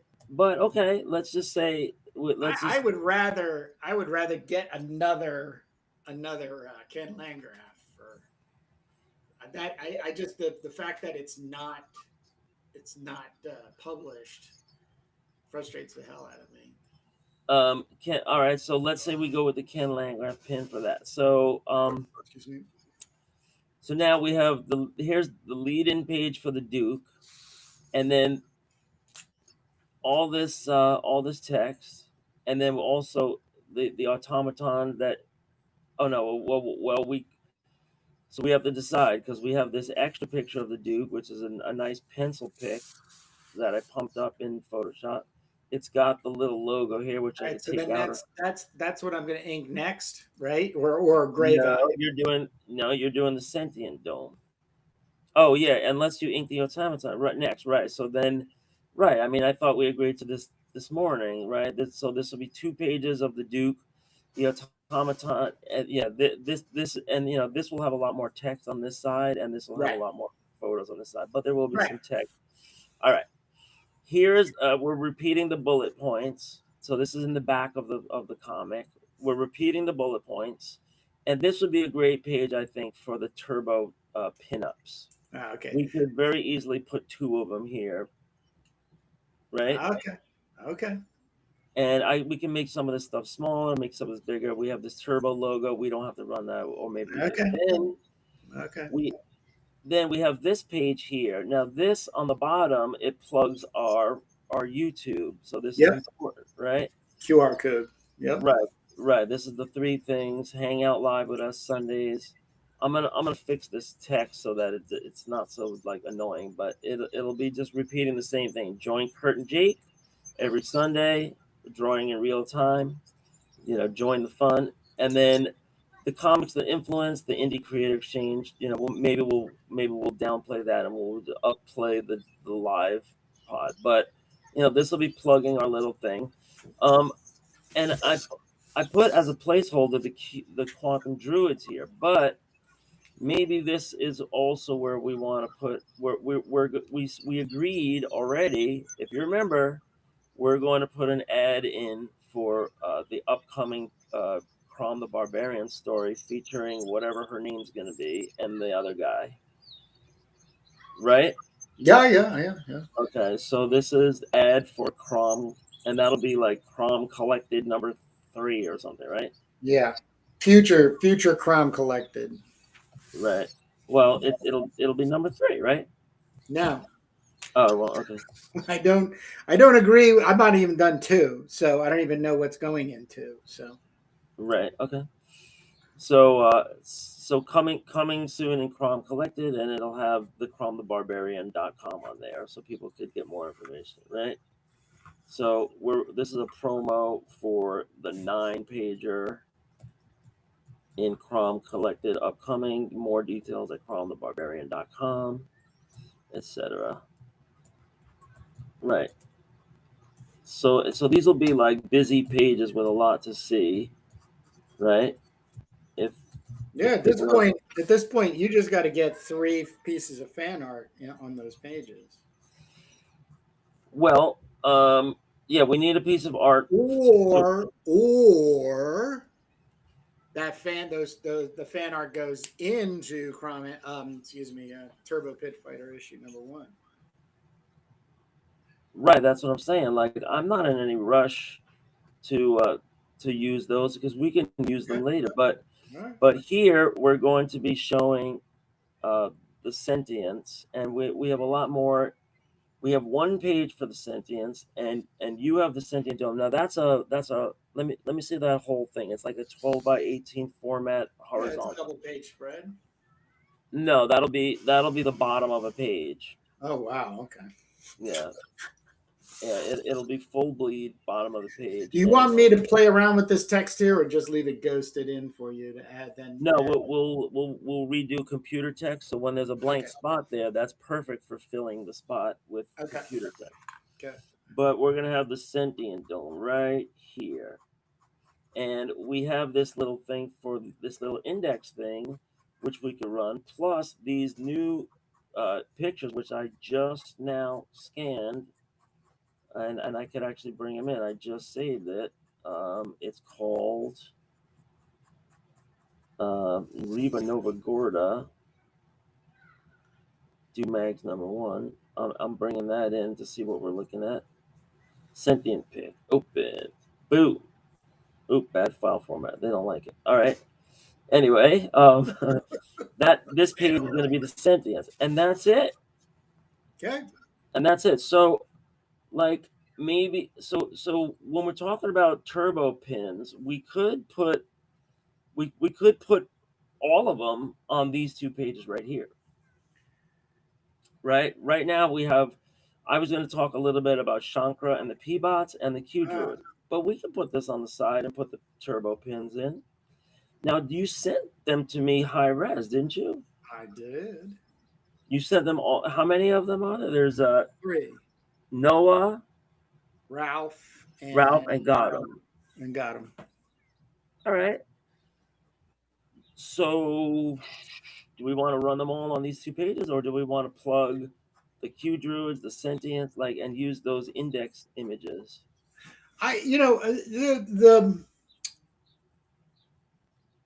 let me banner bring him thing in. is very important to Let me me. bring him in first so we can see what we're Yeah, dealing with. and Yeah. it's just but it's very important to me for building a community and really showing back that love that we've been shown.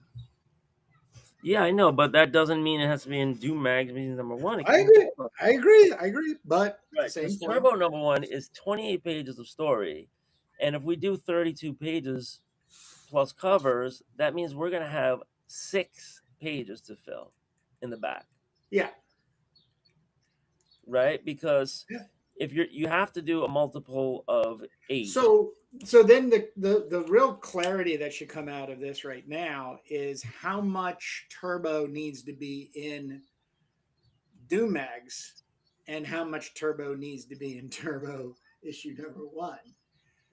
The Doom Mags for me is an expansion on The timeline. this. So it's literally a massive. It's the next 8 pages. That's the center feature star. Um, it expands upon the zine information, which is the end of the timeline. Um, uh, apocalypse, the world, and the shaping of it. Then there's you know, 3 stories plus the turbo, and then this just sweetening up the pot. But it can be as eclectic as we want it to be. The rules aren't that hammered towards turbo. Turbo, though, if we're already talking, we need 6 pages. I need scans from you by That's next the week, if not the week after. That starts putting me into the zone to start making some of that stuff happen. And it's very turbo centric, right? well, we could even run a backup story in there. Run a backup story. What are you talking about? We could do a lot of things. No, we can't. We're coming to. Well, I mean, okay, I see what you mean. That's interesting. You As have long as 7 more by pages the to time I'm pencil. done letter, yeah, You as have long as you I'm have going to you have have us you on have the 7 pages to pencil, right?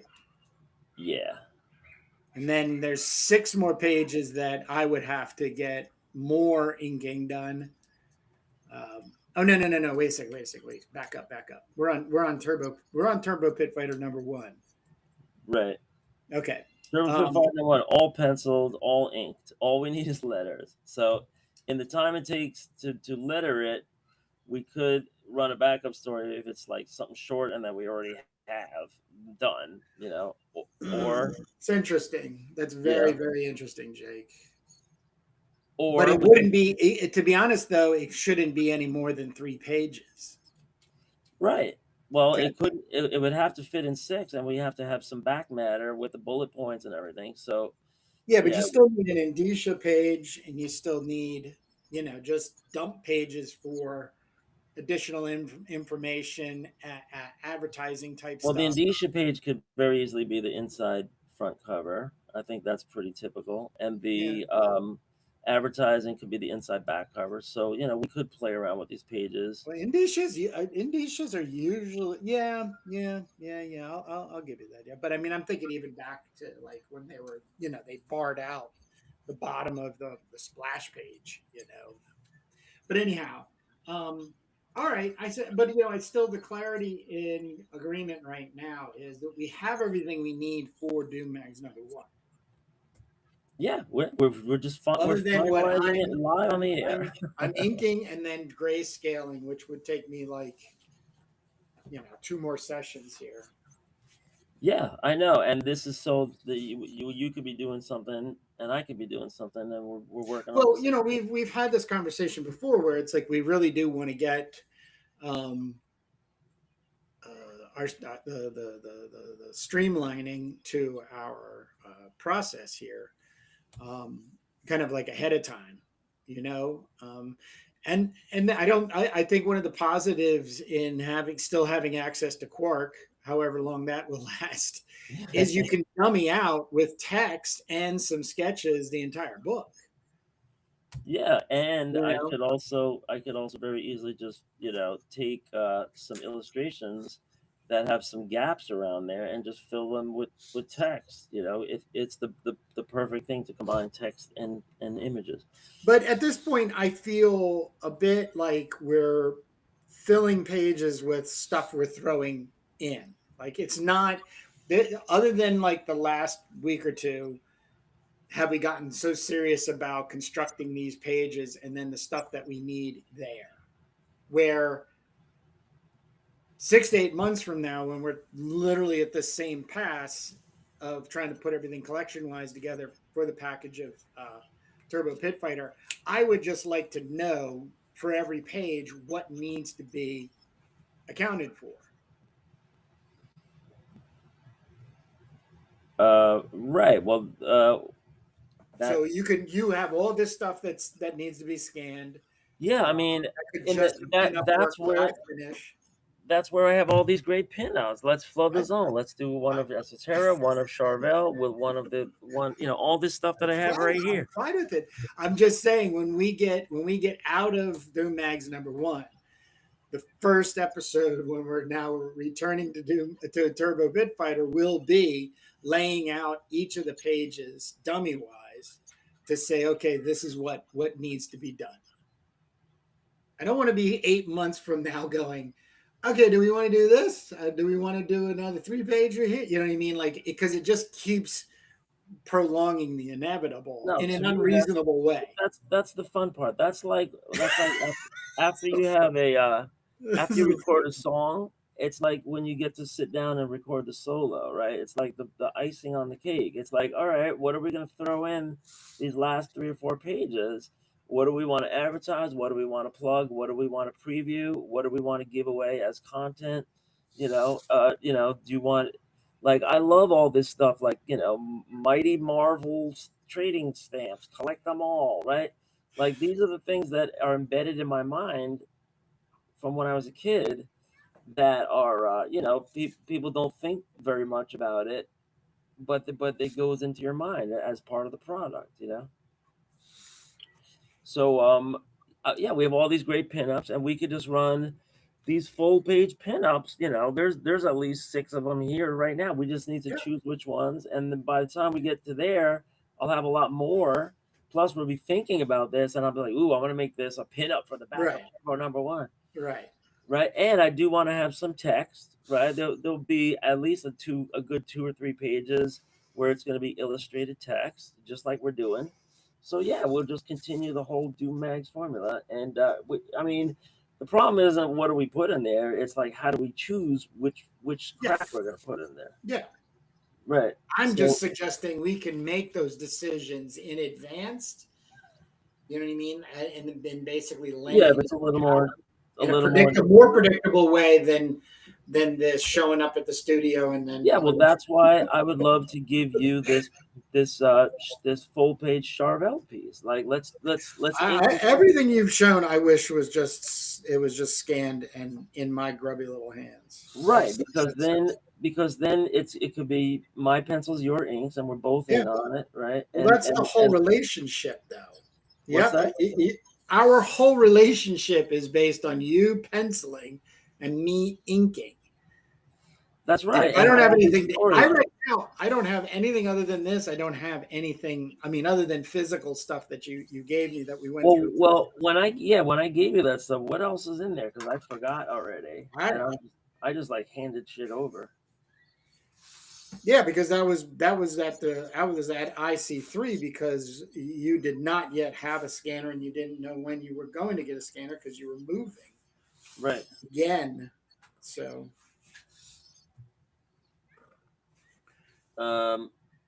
Yeah. So, this is interesting. So, yeah. What else? So, what else did I give you in that little meeting? That was the last time we hung out in person. It's right now. I want to hear you say everything is done. We have everything for Doom Mags. There's nothing to be manufactured at this point. we're If so, we need to know what it is and what has to happen to make it happen. right, right. We are jumping the gun, and we're talking about the back matter for Turbo number one right now. So that is a little different. But yeah, we just got it together. I closed Quark already for the second time today because I thought we were there. I put a placeholder in. You want me to go over it again? Let's go over it No, again. hold on. What are you talking about? We're finalized on what's going into all the pages. Yeah, that's all I'm asking you to do. You're agreeing with me. So from here on out, anything else that we want to No, yeah, we're locked secure in. for Yeah, we're locked. publishing will have a chance of going into We locked. Yeah, Turbo we One. just locked that in. I'm gonna save this, and I'm gonna save this. Well, and now I'm gonna open up Quark again because I have it memorized already. Inside front cover done. That's the lead into the casualties. Inside back cover, Ken Landgraf full page, uh, pinup of Turbo. Wait, yeah, is that final or should we use one of these other pinups? What are you talking about? Do we want the Ken Landgraf? The Ken Landgraf. I'm just kind of wavering now. Do we Right. want the full page Ken Landgraf Turbo pinup to be the If it inside goes back in, cover? on that page, like I'm saying, if we're typing that stuff in right now, and by the end of this episode today, you close out that I just want to keep it that way. I don't want to keep Right. So showing up. I let's don't want to keep decide. showing up on Sunday going, oh, we can do this now, Well, because what let's it does is decide it just because we throws could. us further down the line I, where we're very close to being done. right. No, I'm with you. I'm into like the short strokes now and locking in whatever it's going to be like this session today before we start doing the comics of influence. And I had those questions for you that I wanted to show you. Sure. But in order to do that, yeah, so I'm just kind of vacillating. We have this Ken Landgraf Turbo pinup. Do we want to save that for Turbo number one inside back cover? I say And we get another turbo pinup. well, That's you what say I that, say. but we have this Esoterra pinup all ready to go right now too. Okay. So like, you're trying to say let's not from this moment on let's not do anything else where we have to ink, anything else where we have to For Doom Mags. all we gotta do is just scan For Doom Mags. Yeah. for Do Meg's one, right? That's it. So right, and we could just call up Ken and just say, here's a payment for another turbo. Could Oh do yeah. that just as easily too. Run them both. Well, we can. Yeah. I mean, yeah. So we need a tiebreaker. Who's in the chat? Who's in the chat? Anybody that's still with us probably cross-eyed at this point. Let's see if anybody's in the chat. Daryl's there. Daryl. Good almost afternoon. We got Daryl Grant in the chat. What do you think, Daryl? Let me pull out the Ken Landgraf one last time. It's sitting right here. And should we save this for Turbo Pit Fighter number one? Or should we put this in Doom Magazine's number one, which is more of a compilation, and make this the back cover? Either one is either one's not going to hold us up either way because we can just run this as the back cover instead, fully inked, really ready to go. I mean, maybe I'll just do a little more pencil before I scan it, but it just says Esoterra, and I'll just we'll just add a little text up the top or whatever. So we could easily run that just as easily. It's fully inked and ready to go. And Esoterra is a character that's in the comic too. I'm just reviewing. I would love to have. Look, we got. I'm stuck on the. I'm stuck on the 3-pager, in my mind, for Turbo, but yeah. I really just because another thing too. Once again, with the fan art, it could be something where it's easily securing somebody's illustration abilities to work with us to complete stuff for turbo issues as well as Doom magazine issues. And that's sort of what if we've we been run learning somebody, from Doom Mags, is if that we we run don't somebody have to pin do up, everything ourselves. right? You're saying it's good to run other people's pinouts because then you're instantly collaborating, and then you could expand on that and say, why don't you do a 5-pager or why don't Correct. yeah.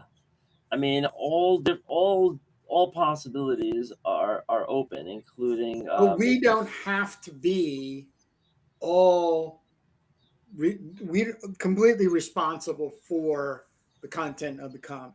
I really don't think that well, that's. I mean, we just love collabs. That's all, and hell we yeah, meet so many great people, talented stuff, and hell yeah. sometimes they have their own world going on, which we love, and we try to network with that. But sometimes they want to work on our script, and we love having that too. So all things are possible. But yeah, that's going to be a couple months down the road. And what could it be if we're just looking for like a 3-pager? That could be really fun, to work with somebody. Yeah, but we're not talking about that right now because You brought it up. no, I know and I regret it already. But but yeah, I just want you to be us. We're pretty solid for Doom Mag's #1 content. Right. And then also, like, we have a lot that's going to be going on in Turbo #2, but then Turbo #3 it's really going to feature Esoterra. I mean, sorry, Elevena, grown up Elevena in a much bigger way. So we have all that Yeah, to look forward to. yeah. I'll be right back. All right. Get ready for your Yep. influence stack. Oh, I'm ready.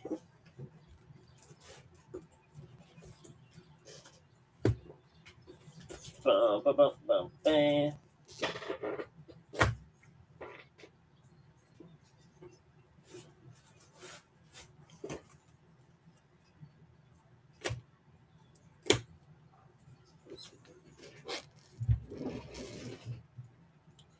So I'm just trying to what just happened? I'm right now I'm just trying to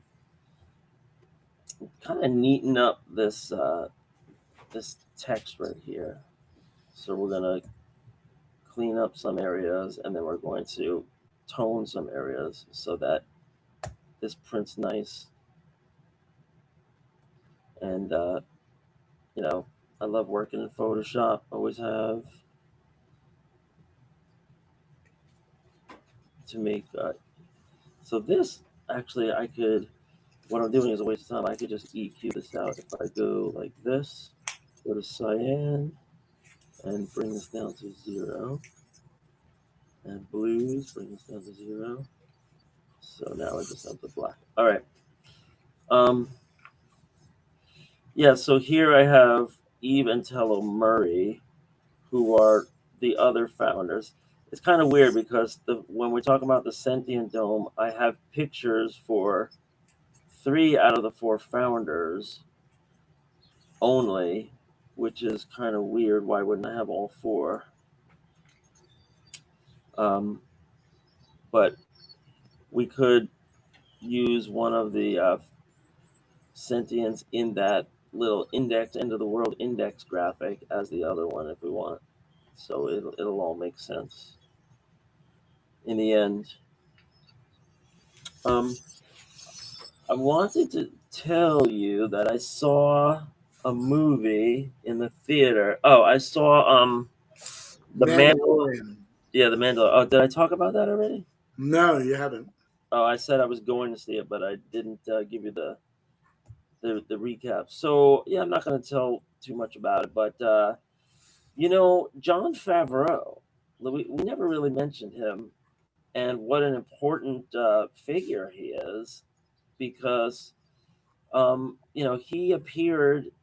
Jon Favreau was an actor that was in a lot of different movies. I think he was always like, Swingers.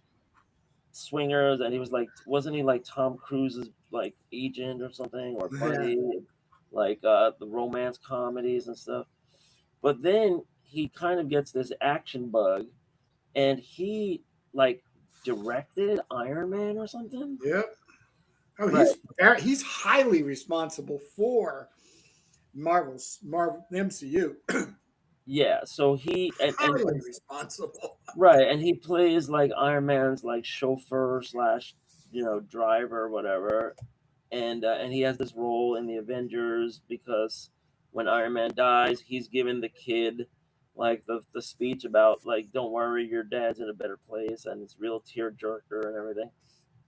But and John Favreau has had he's had a couple of other independently produced movies. I saw one where he was like a chef, Mm-hmm. and he has ups and downs, and it was a Food good. truck. You saw that one, right? Yeah. Yeah.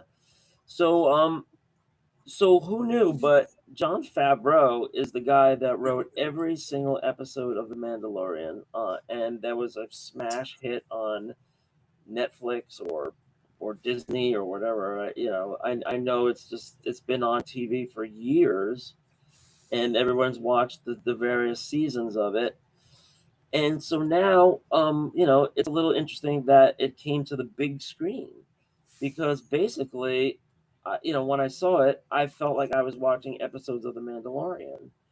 The only difference was you had a bigger budget, so you had better, special effects, and it seemed a little more like a Star Wars movie than a Netflix show. So, they kind of split the difference, and I'm sure, there's a lot of people that would say this was not on the level of, Star Wars movie, like Rogue One or whatever, or Solo, Han Solo thing or whatever, let alone like Return of the Jedi or anything like that. But um, it was exactly what fans of The Mandalorian are looking for. You had, The Mandalorian saving the day. You had Grogu, and another funny thing that we probably don't talk about that much is how they use puppetry. Because this is a big blockbuster, you know, CGI movie, and yet we're using Muppets and puppets. Like Grogu is just a Muppet, he's just a puppet, and sometimes it looks a little fake to me.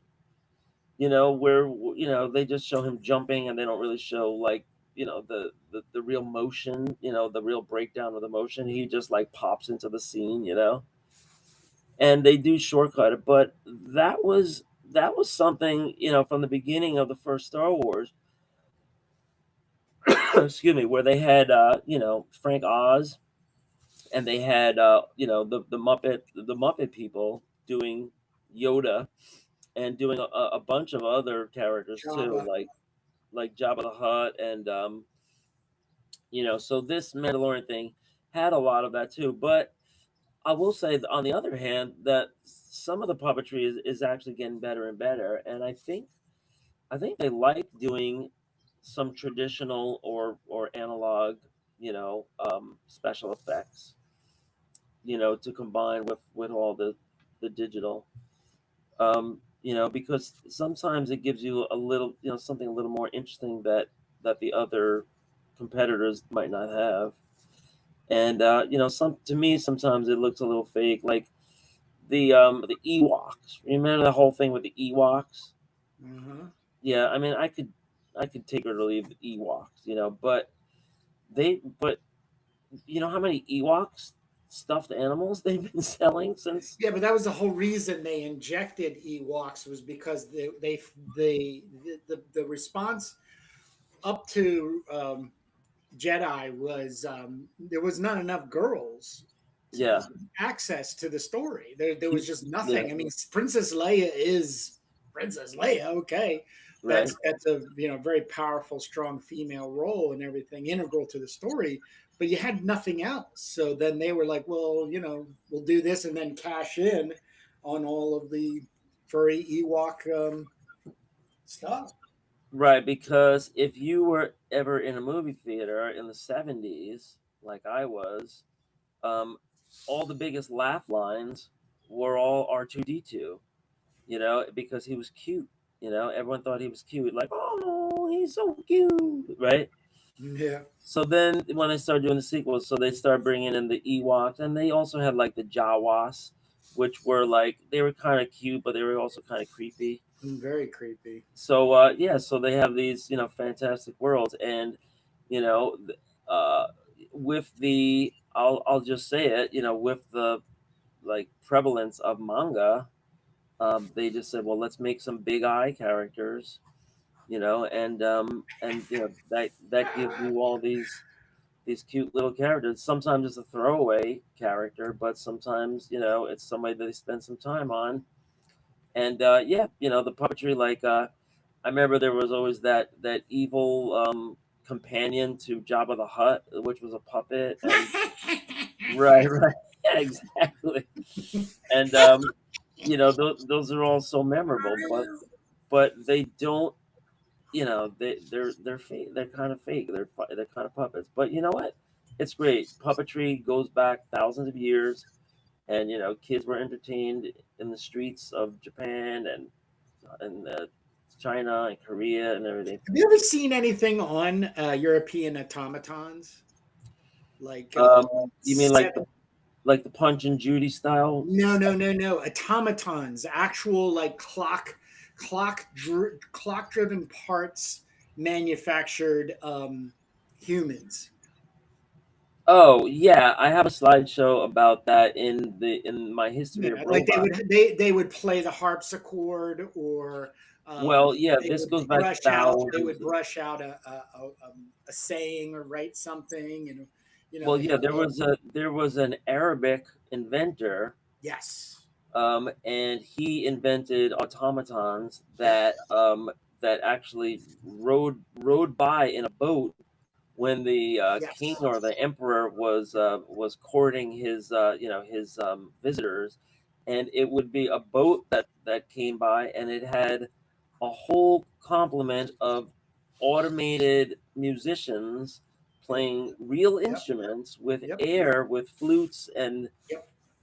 and water-based xylophones and stuff, and yeah, they also had a suit of armor.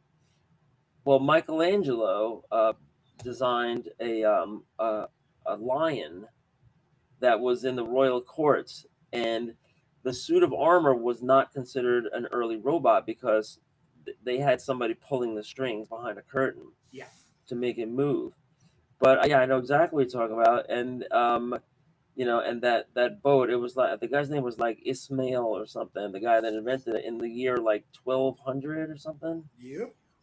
Yeah, I definitely have a slideshow for that, and I teach The my reason kids. I bring it up is that isn't it wild as early as we are developing that we want something pretend to be in our physical space, so then the puppet slash animatronic, you know, figure doll, becomes this character, that like it physically, when it enters our world, it expands us, as like, oh wow, this is real, this character is real, these people on this boat passing by are real, playing this music and stuff, so So Daryl Grant has broken the tie, and he says, "I vote for Ken." okay. The question was really, do we put the pin up in Turbo number one or Do Mags number one, which we're finishing up now? But I think he's trying to say he votes for putting it in Do Magazine's number one right now, and then maybe getting another pin up for Turbo number one later. Yep. So I guess we'll hold off on the Esoterra pinup and the Hellclaw pinup and the other stuff, and we'll just we'll just go with the quickest path. Um, Kurt, another thing about the animatronics is Disney and Universal and all of these theme parks where you're going on these rides now. and they spent a lot of money to have like a dinosaur that not only opens his mouth and breathes fire or whatever, but he actually does like 15 different articulations now, Yep. right? And this is, once they build something like that, and Japan, I know they had that big Gundam that I think they finally had to take down because it was too expensive to maintain. But they had like a 6-story Gundam that used to like take like 2 steps forward, and then it would like kneel down and do like very limited things. But like the whole thing is that they have these things doing more and more articulations now. And we are looking at a future of real robots that will be able to do much, much more in the future, the very near future, I think, as they develop these programmable servo motors, and these points of articulation that can, I wouldn't say interact, but they'll have more like scenes that they can go through, like dramatizations. Like I don't just take the sword out of the holster and wave it. I also like run it through the bad guy. Something like that. I mean, you see these dance robots that they have, right? And these Japanese dance robots where they do all the whatever the human does, they're connected to like some sensors, and they whatever the human does, they do. So you could have a lot more going on with these animatronics. But yeah, we love when people build cool stuff. I remember when I was a kid, like every Halloween, we would do a haunted house, and somebody would like peel some grapes and put it in a bowl, and they would say, "Oh, these are eyeballs," and somebody would put black curtains up, and you would have to go into this dark area, and there would be spooky music on, and haunted hay rides, where somebody jumps out from the corn maze and scares you.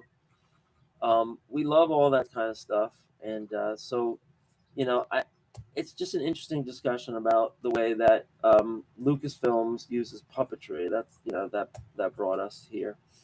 But let's do the comics that influence now, I guess. I'm gonna hit save, and maybe I could just shove this on the side. Let's see what we got.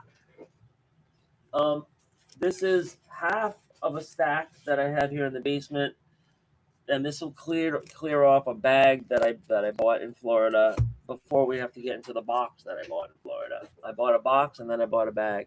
I bought a box and I bought a I'll, bag. yeah, the box is upstairs, and It's in a bag. we haven't even gotten into there. Let's get rid of the glare. If we get rid of the glare by doing this, yes, no, maybe so, or maybe maybe I just turn this off. No, then I can't see squat. Now I need this to see, but I think I have to do like that.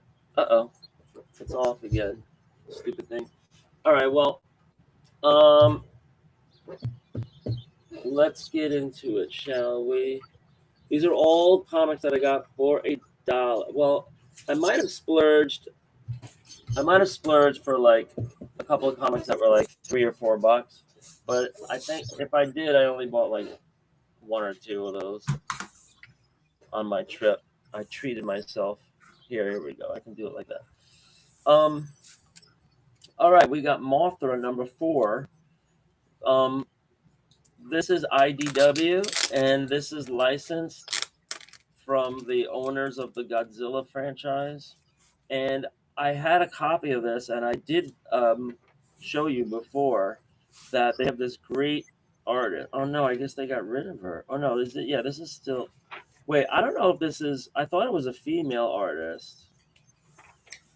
When I got to look at my other Mothra, like I had number 1 or number 2, because this is great art, So no doubt, no doubt about it. Oh, This yeah. is killer stuff. So this Yep. is Frank.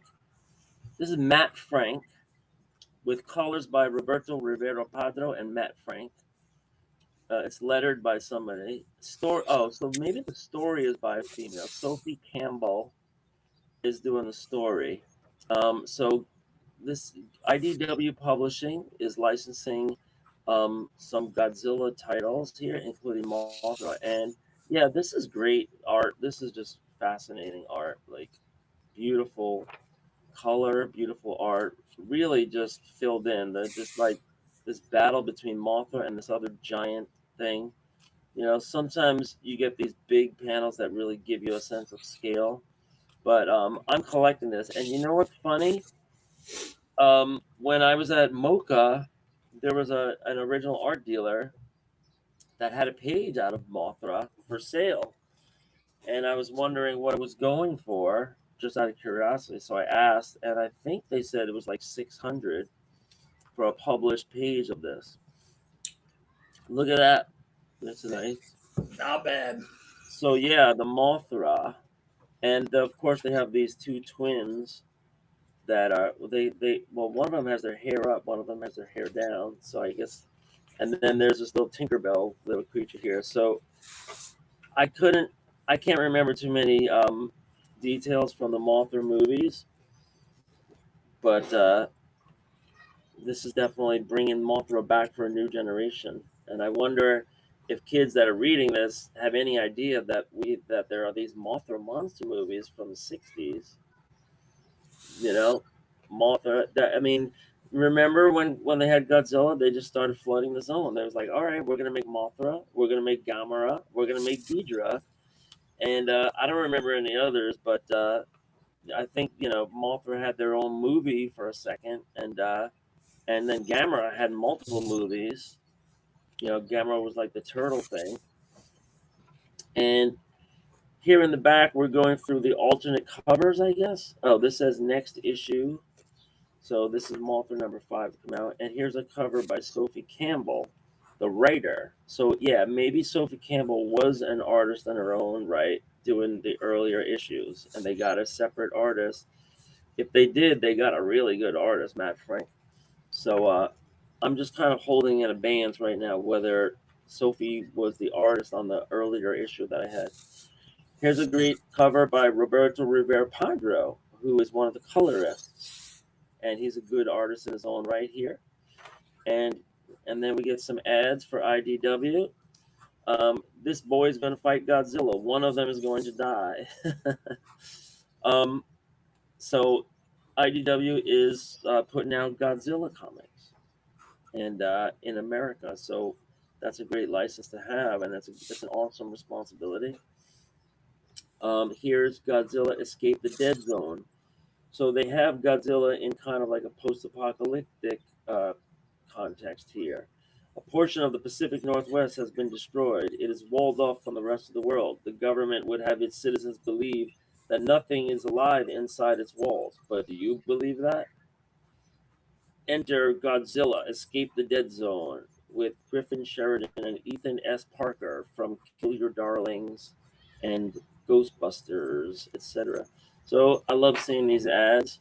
And then here, Godzilla versus America features Godzilla versus Boston. They weren't afraid of the British king, but are Bostonians ready for the king of the monsters? This is kind of cool. They have Godzilla going from different city to destroy it. So yeah, so that's at least 3 Godzilla titles that IDW is putting out. So they're doing all Godzilla all the time, including Mothra. Here's an ad for Godzilla's Masterpiece Theater. Tom Scioli presents Godzilla's Masterpiece Theater, featuring the Time Machinist, the Great Gatsby, who is public domain now, Sherlock Holmes, and question mark with a big D on his cape, but it looks like Dracula to me. And Dracula is public domain. So yeah, Tom Scioli, there's a name that we know. And he's drawing in this Jack Kirby style, so maybe that's an interesting Godzilla book. And finally, the view from the back page, it has some covers here. They're plugging Mothra number 4, which I have in my hands. They're plugging the Red Shirts. I don't know what that's about. Looks like sci-fi. And then they're putting out Teenage Mutant Ninja Turtles. And here you can go to Godzilla.com to get all your toys and collectibles exclusively from Japan, including Kaiju Archives. I don't know what a Kaiju Archive is. They're also putting out Monsters High, which is another toy line. And they're putting out Street Sharks, which I think is a toy line. So IDW Comics and Entertainment is definitely putting out comics that are related to licensed toys. And this cover was by Sophie Kim. And here on the back cover we have Teenage Mutant Ninja Turtles features Shredder. No Foot Clan, no mercy, just blades. The Shredder. So a couple of different IP franchises going on and on here into the modern day. And I love it, man. I love seeing indie publishers, mid-sized indie publishers, licensing, current characters and a couple of public domain characters, putting out new stories. I love to see it. This I bought. I might have paid $2 for this, or I might have made like a package deal. But it's the 39 Steps by John Buchan, Buchan or Buchan, a thrilling spy story. Now, this had me confused because it looks like a comic, but it's talking about famous authors illustrated, and it's a treasury of celebrated literature #4, and it's sold for 10 cents. So I'm not only curious what year this came out, but I'm wondering what format this is in, since it looks like a comic and it's supposed to be celebrated literature. What the hell's going on? Shall we dive in and see? As soon as I got the tape stuck to me. Hopefully it didn't rip. All right.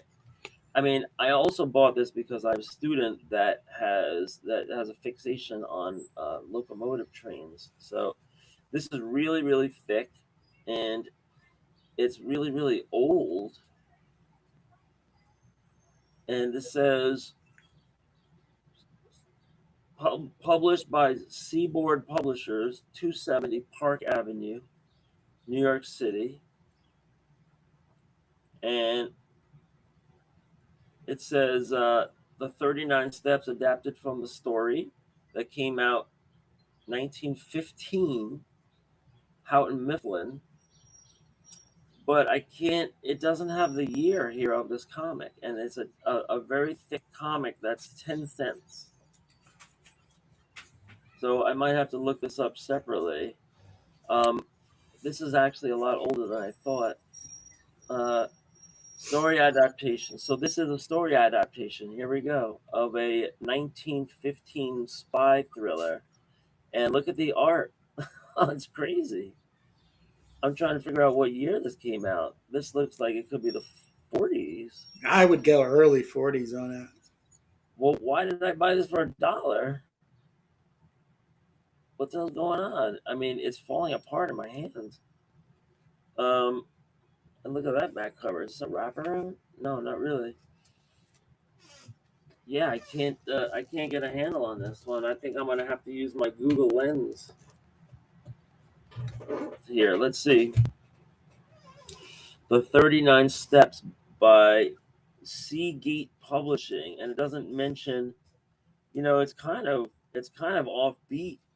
Even I'm gonna read this whole thing. Let me see if I can get a price. I think this might have maybe slipped through the cracks. I wonder if it's worth anything more than $1, but 39 Steps comic. Let's see what it says in real time.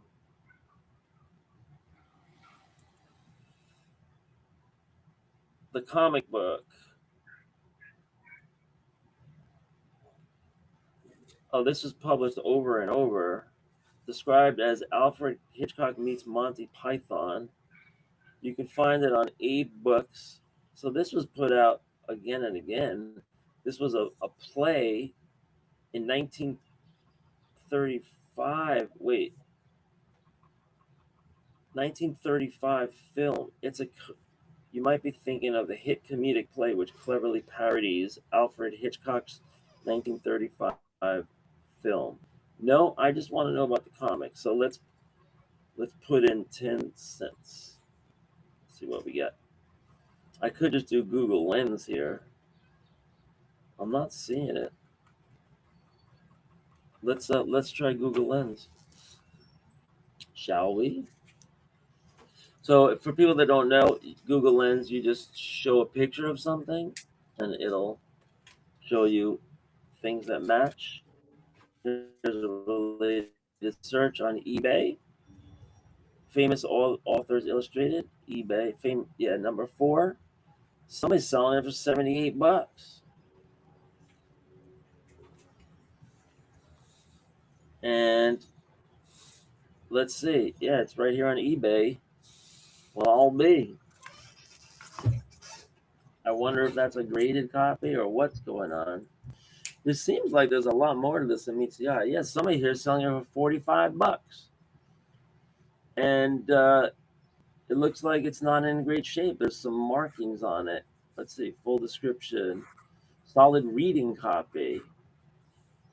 So that means it's not in great shape. All right, now we go to completed. I shouldn't be doing this on the air. I know this is indulgent, but let's go to completed to see what they really sell for. So this is Famous Authors Illustrated number 4.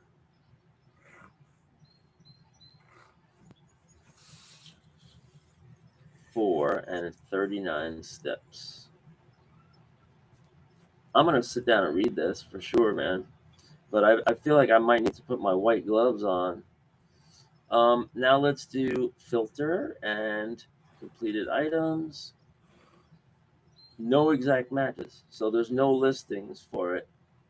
But there's multiple people that have it on sale for more than $50. And let me see if I can get the year at least, right? Because that's what's got me curious. Does this have the year on it? I'm just trusting this description from this person. No, they don't have the year on it either. All right. Well, it looks freaking old, man. Like, do you have any 10-cent comics? Yeah, I got tons of them. Yeah. Right. So yeah, because this is really old, and it's the paper's yellow and kind of like grayish, and this is an inking style that looks really offbeat. You know, the art and the inking style, and it's all about this code and stuff. I was gonna bring this into my classroom and just give it to the kids because I have a kid that draws locomotives. What's it Now, called? The 39th. It's called but the 30. It's called the 39th step. The 39 Steps by John Buchan, and it is a 39 steps. Stories by Famous Authors Illustrated number 4. And I'm looking at it on eBay. There's somebody that has it on sale for 70 something dollars, somebody that has it on sale for $49. And I can't get a year anywhere here. Let me see if this one has it. Like, cuz everything is eBay. Here's somebody that has it for only $28. It looks like it's 1950. Yeah, that's what it says, 1950. So yeah, because comics didn't even exist before the 30s or whatever, right? So 1950, a 10-cent comic is probably your 1950s. And so, all right, I guess I made out on that one. I gotta look more carefully when I'm buying comics to see if there's any oldies in there, and probably they put this in the dollar bin, or it's marked $2. They probably put this in the dollar bin because they thought it was boring, like Classics Illustrated, but it's not Classics Illustrated. It's Famous Authors Illustrated, and so it's a lot more. It looks like it's a lot more offbeat, right? They took a spy novel from 1915, turned it into a comic, and all this other stuff. I'm gonna read the whole thing at some point. All right, Stark Future by Aircell. I've seen these before. I got them all. It's one of my Yeah, I might favorite. even. I have some. That is one of my favorite comics from the 80s. Love that. Especially it breaks into two sections. Which number is that? This is number 5. Yeah. Illustrated by Jim Somerville, written by Yeah. Gordon Berry. Comes out He 19. did Warlock 5. No. Yeah. Yeah, Warlock 5 is Jim Somerville. Yeah, that shit is so good, man. So Stark Love it. Future, and Love it. yeah, they got the real gray tones going. 1986 with gray tones. So So good. So good. they got a lot of small panels here. They're really packing the action onto the page. Here we have a whole 2-page spread of talking heads. So this is a no-no, but at least they're like giving you different angles and stuff. Here we get into some action. Got the insect guy. We got the spaceships here flying, and some good sequences here. Decent storytelling. Yeah, can't wait to read this. Oh wow, what's going on here? Look at this. As I'm saying, some great backups in those comics too. So on this side, the page printed really. Oh god, it's so good. See, on this side, the page printed really light, but Yeah. I love how they have this borderless page layout. You see that? You don't see that very much, right? It's got the guy here and the guy here and then the guy here, but there's no borders, right? It just kind of like just floating. Like they kind of started it here, where this guy's turning into some kind of monster, and then look at that, the monster goes on the attack. I mean, this looks like really heavily rendered, grayscaled, and so good. Really cool. And then the guy burns up to shit, and the guy's left alone, and he's embracing his woman, and wow. And then we have a backup story by Colin Young and Gordon Derry, The Salvage Police. So this looks like sci-fi stuff, and these could be entertaining. So I'm gonna check that out. Next, we have a 30-cent Captain Marvel, and I don't know about you, but I was a sucker for Captain Marvel, and I bought a lot of Captain Marvels that I probably shouldn't have bought, like probably this one right here. But Al Milgrom artist, Terry Austin inker. So like one of my favorite Marvel inkers, Terry Austin. Al Milgrom is just kind of like a yeoman. You know, he's kicked around Marvel bullpen for a long time. He'll turn in any superhero comic you want, and you kind of put Al Milgrom in the same boat as Rich Buckler, right? Yeah. The Al Milgroms and the Rich Bucklers of the world. God bless. Now look at all this, right? This is great backgrounds with these buildings. This is incredibly good backgrounds with these buildings, right? This is all painstaking, repetitive. You're off camera. You're off camera. Sorry, they're here and here, right? So this, and I'm just looking at this. So this action sequence starts here, and the bad guy, I think this is the bad guy from the Guardians of the Galaxy, right? Or Mercurio, the 4D man. All right, no, so he's not from. So it's like some space guy. This is Mercurio, the 4D man. Be warned, Marvel, I am Mercurio. It is not wise to defy my power thus. I seek from your mind the secret of an instantaneous communicator between galaxies, the only device powerful enough to save my people from a horrid fate. Last seen in Thor number 216, Archie Goodwin. And here the writer is Scott Edelman, which I don't know too much about. But yeah, so here's this action sequence. It starts here. And I just noticed like there's a lot of great buildings in perspective here, in the background. And same thing here. And then you notice here, like this skinny little panel, they drew 1, 2, 3, 4, 5 buildings all in perspective with rulers and T-squares. And this is really good value. And, if you get good at this, it doesn't have to take that long. You're just putting in these kind of rectangle shapes with windows. But look here, it's got a rounded thing. So maybe he was looking out the window and sketching the skyline, right?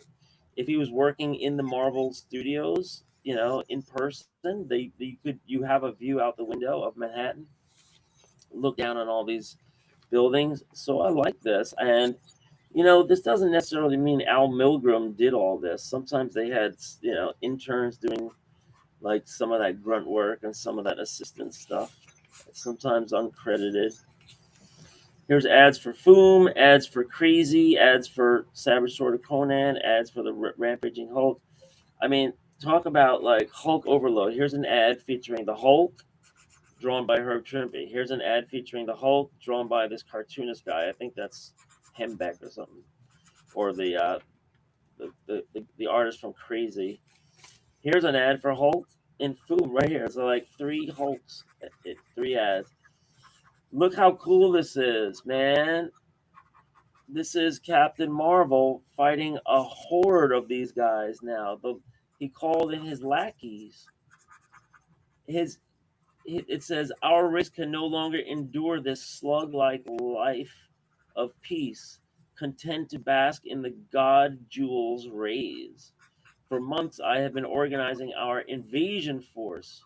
Our attack shall begin once we have wrested the secret of the Omniwave projector. And then boom, here come 1, 2, 3, 4, 5, 6 guys in one panel.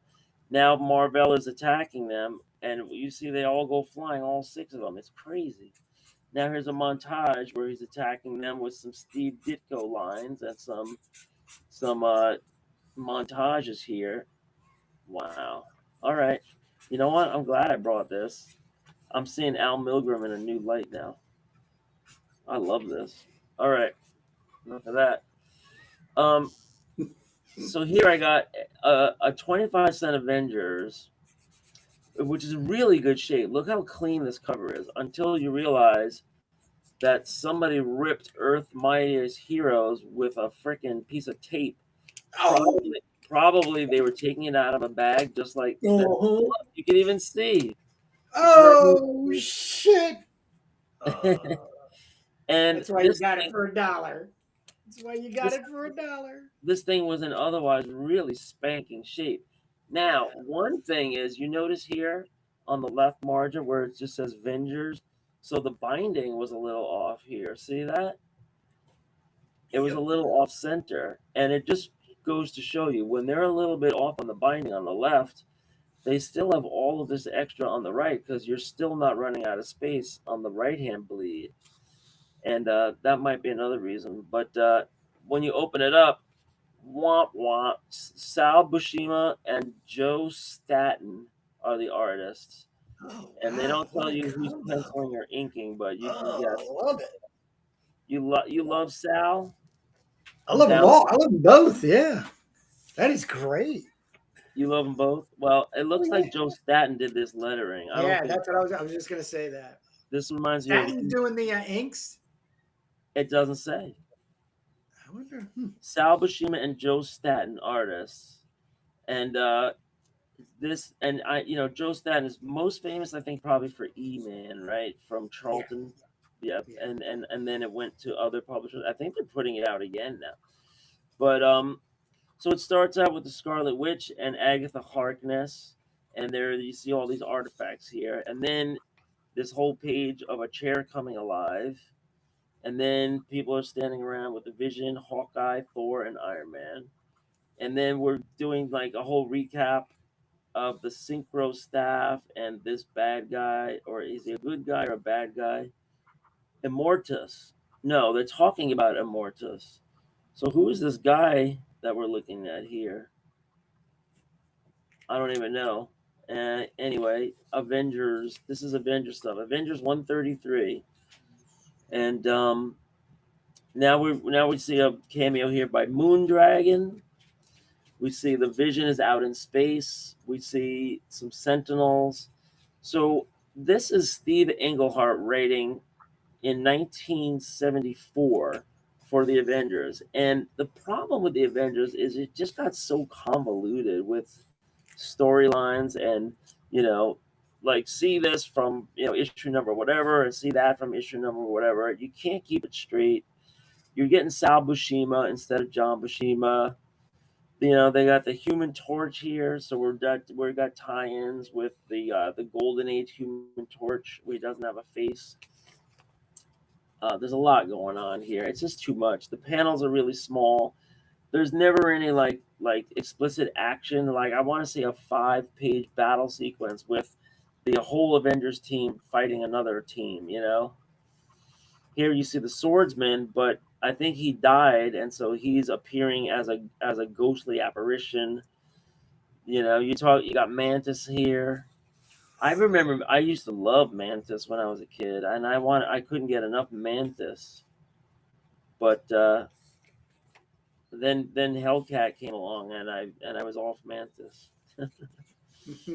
But my little 9-year-old heart was beating reading these comics, and just I guess fantasizing about these female superheroes.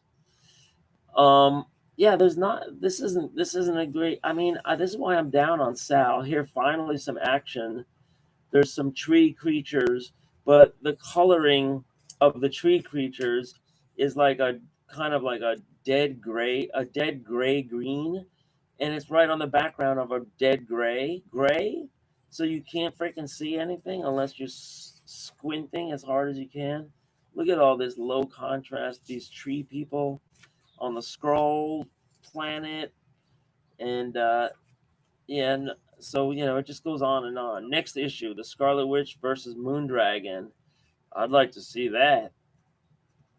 The death, resurrection, and death of Human Torch. The history of the universe. Yeah. So I don't know, man. Some of these Avengers where you get caught up in between John Buscema and Gil Kane, and you just get these artists like George Perez did a good job on Avengers, but that was probably later. And I'm not a big fan of Sal Buscema, man. I don't know, just me. Speaking of the Avengers, in the mid 70s, this is 1976, and here's a Jack Kirby cover from the Avengers versus Nucleo and the Living Laser plus a renegade U.S. Army. Here we see this guy. I think this is Wonder Man, but he's got like some kind of exposed brain. I see the Beast here, who I guess joined the Avengers. Here's the Vision, the Wasp, Yellow Jacket, Iron Man, and this Golden Age guy with the wings with a W. I don't know who the hell he is, Wonder Warthog or something. And here's Cap. So I'm just gonna pop in and see who the artist is, and then also let's look at what the backup story is, because sometimes they used to run some classic Jack Kirby in the back, right? Let's see what we got. Ooh, George Perez.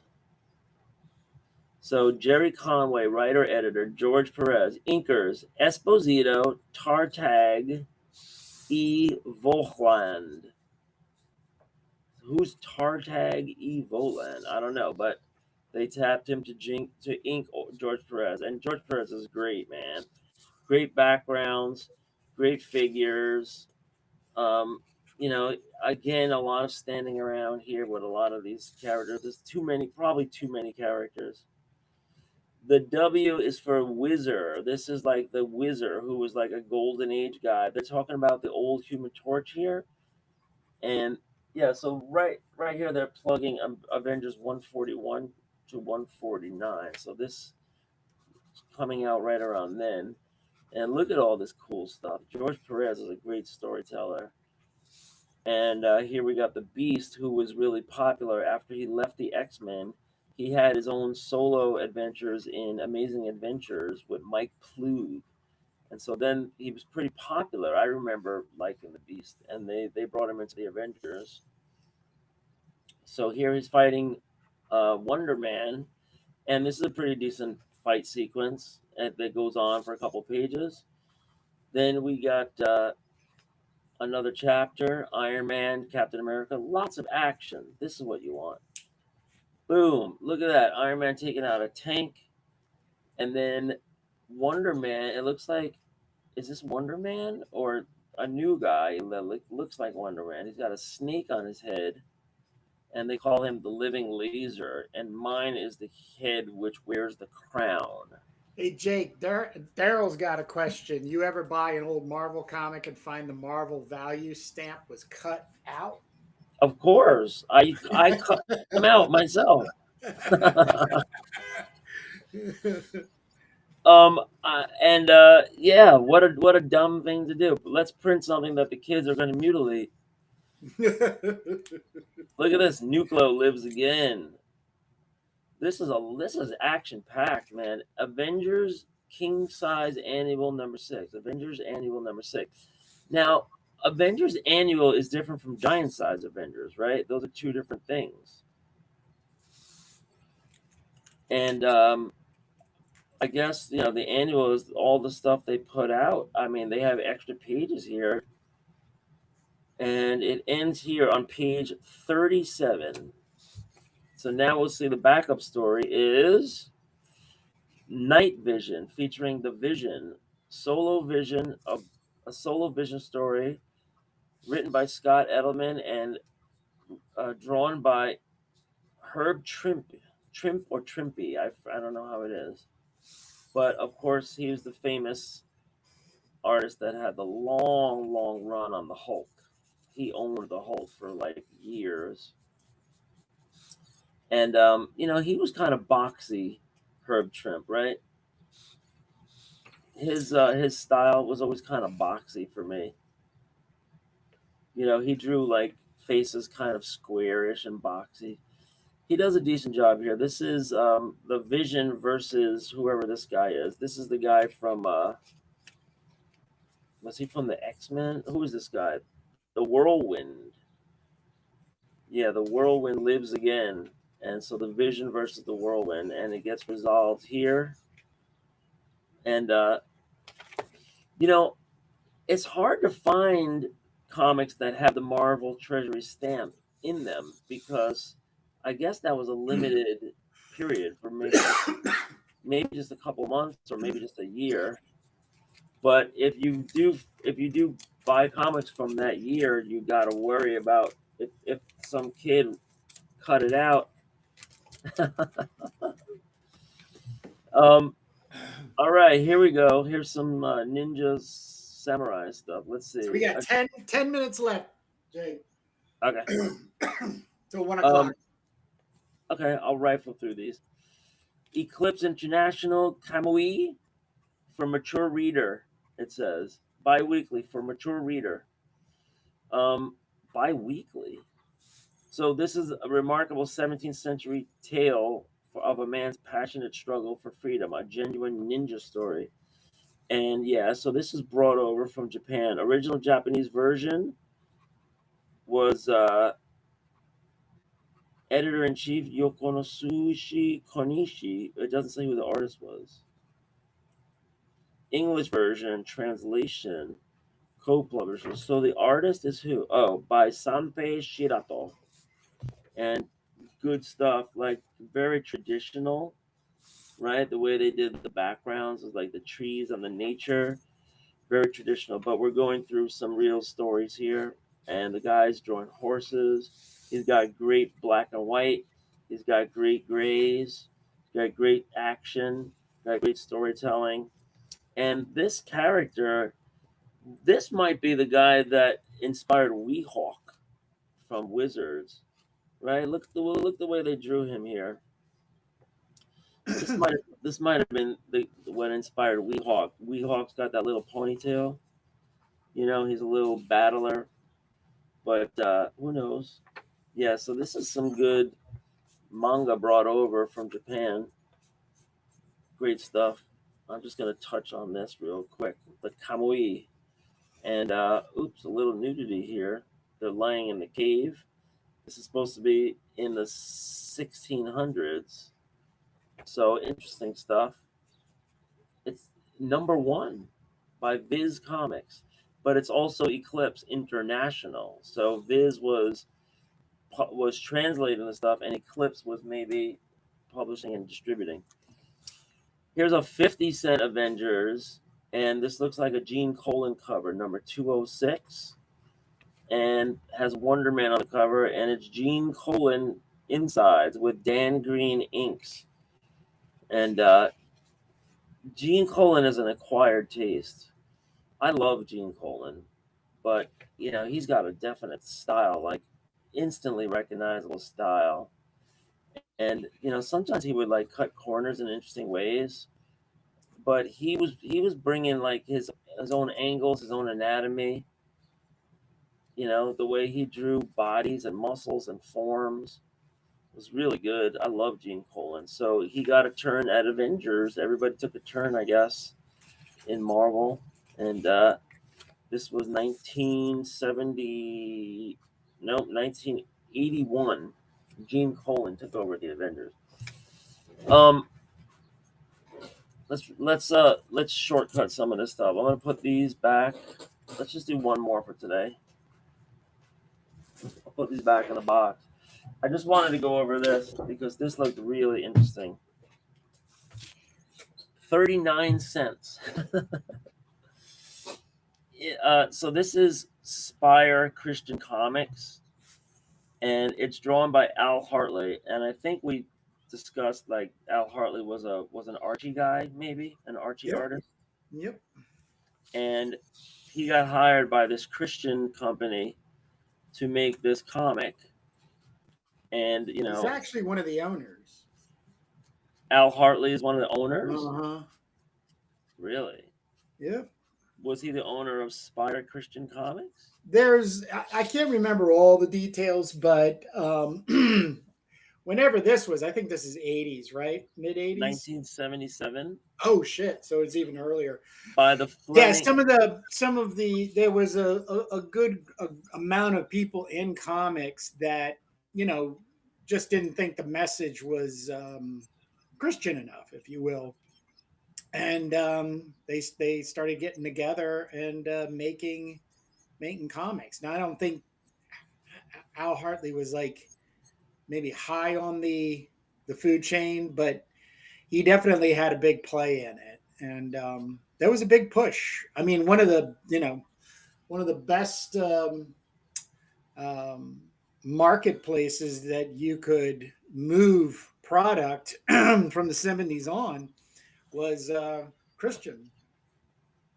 So you got a lot of interesting stuff going on here. 1977, copyright by the Fleming H. Revell Company, based on the book In His Steps by Charles M. Sheldon, the most widely read religious novel of all time, over 8 million copies sold. So adapted by Alan Hartley. It seems like this was like a partnership or something. Alan Hartley did the art and maybe published this, but it's funny stuff because they keep saying, what would Jesus do? And here you can see that all these people are like, I guess, getting born again. Look, it's there's a newspaper guy, and they bring in, look, here's the feature on the topless bars, Ed. Let me try and center this. And look at the pictures, and Ed goes, drop it. Ed, it's a sensational story. From now on, we'll be responsible, not sensational. We're going to clean up our advertising page too. We're not going to promote skin flicks. So I guess this was like 1977. You got the moral. It's a true story, because that's exactly what happened to the adult film industry. Because the adult film industry up until the late 70s was allowed to advertise in newspapers. So you could, and they weren't ever in mainstream drive-throughs and stuff, but you could turn to a section of the newspaper and see down at the local art house what was being played, and they got a hold of that and said no more. So how sometimes I love to like take a panel and just kind of isolate it and look at it as if it was a Roy Lichtenstein painting, isolated all by itself. So here's one I would definitely like. I might take a picture of this and put it up online. This blonde chick in this like bippy top, and she's going, She's in 42nd Street with all the adult stores. Just give me Yeah. the chance. And she says, "Let me go to hell.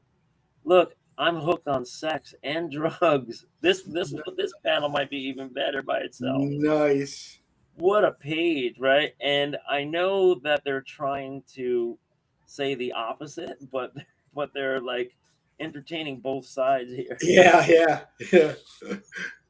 And then look, Ginny, she can't stay here. She's a woman of the streets. And she said, "Yes, Grams, but she's become a child of God." And then she goes, "What will our friends say?" And then she says, "Society isn't my God. I'm interested in what Jesus says." Look at this. And look, you can see the Archie, like they're purposely not making it the Archie style, but it's the Archie guy. Um, Henry, I've asked myself, what would Jesus do as a college president? The answer is bringing me out of my ivory tower. I see my graduates going out to a corrupt world. Jesus is telling me of my responsibilities as a citizen. I'm going to get involved in politics and do my best to clean things up. Marsh for mayor, Marsh for mayor. Why does this guy look suspiciously like, doesn't he look like the attorney general under Bush and Cheney? What was that guy's name? Ashcroft. Why does this guy look like, Maybe it is. right, it looks like a Started reference. out as a mayor. Boo, boo, egghead, get your blue nose out of our business. Get lost. What am I getting myself into? I'd like to quit this race, but Jesus didn't run away. Ginny, look out, a bottle. Oh no, it's smashed. You go, "Stop, you've killed this girl." He's already ascertained that from the podium that she's been killed. And of course, it's the sinner girl, and she never took off her top in all of that time that she found Jesus. She never changed her shirt. I want to do something with my life and my money for all the other Laureens. Oh, look, they're burying her. Yeah. She was Jesus will show you the way. Reverend Maxwell. So this is really like taking this book and really like shortcutting it. I think. How far will you go in church? Our people love their ease and comfort. Will they take anything up so rough and heavy as a cross? What does it mean to be a Christian? Many of us have found the answer. I love how every word balloon has at least one word that is like super Big. emphasized. New lives are being born again every night. What would Jesus do? Roland, what are you doing here? I want to know him better, Rachel. Jesus? Yes, he's come into my life. I know the difference he makes. I want to share him with my friends. Praise God. My friends look down their noses at the strip. X-rated massage parlor. They live in a different world. It's a world of country clubs, fancy restaurants, expensive cars, yachts. It's a world of luxury and smugness. But inside, we're as empty as the poorest soul on the strip. So they were getting into some class war issues here, and they're trying to say that rich people are godless, I guess, right? And that it's the poor guy, the proletariat worker, who is embracing Jesus. Is that the idea? My folks gave me, or maybe they were appealing to these trust fund kids, right? Maybe. Let's see if I can fix the focus. My folks gave me everything money could buy. I've been taught how to make a living, but not how to make a life. There must be a kind of love that doesn't make you feel guilty. There must be a better. So they show this like, teeny bopper on the beach. Here, there's a guy with beer and drugs. There must be a better source of peace and confidence. Here, there's like a letterman. There must be a way to get things together with my folks. Jesus says, "I am the way." See John 14:6. Henry, I'm amazed by the number of young people here. I thought they were all turned off. They are turned off to hypocrisy and lip service. They want the real thing. I guess that means Coca-Cola, right? That's why so many are turning to Christ. I mean, I'm just feeling drawn to Christ turning the pages. But wait, this page is dark. It says, "Satan will surely try to torpedo all this, Henry. I'll pray for you." Thank you, Bishop. Good night. Lurking in the wings is a guy with a gun. Hold it! They take his wallet. It's only got a few singles. Get his watch. Gasp. So you see this thug is taking his watch off of him, and then the guy says, leave the watch alone. The money's enough. $3. Enough? $3? And then the guy goes, forget it. We've jumped the bishop. See, he notices his crucifix is gleaming in the darkness of the night. And the guy just had an epiphany. And he's wearing a purple suit. And then look, I don't care if it's the King of England. I need a fix. And then the other guy points the gun to his head and says, give the bishop his money back. What? He says, 2 years ago, I was divorced and my daughter got into trouble. You took us in and got me a job. And the bishop said, I remember you. You promised me you stopped drinking. And he goes, I broke that promise in 1,000 pieces. But I've never forgotten you or our prayers. He goes, those prayers, can be answered tonight. And the other guy goes, I'm splitting. Come with me. Let God love you. It's no use. My problems are too big. Jesus has the answer. He's changing lives all over this town.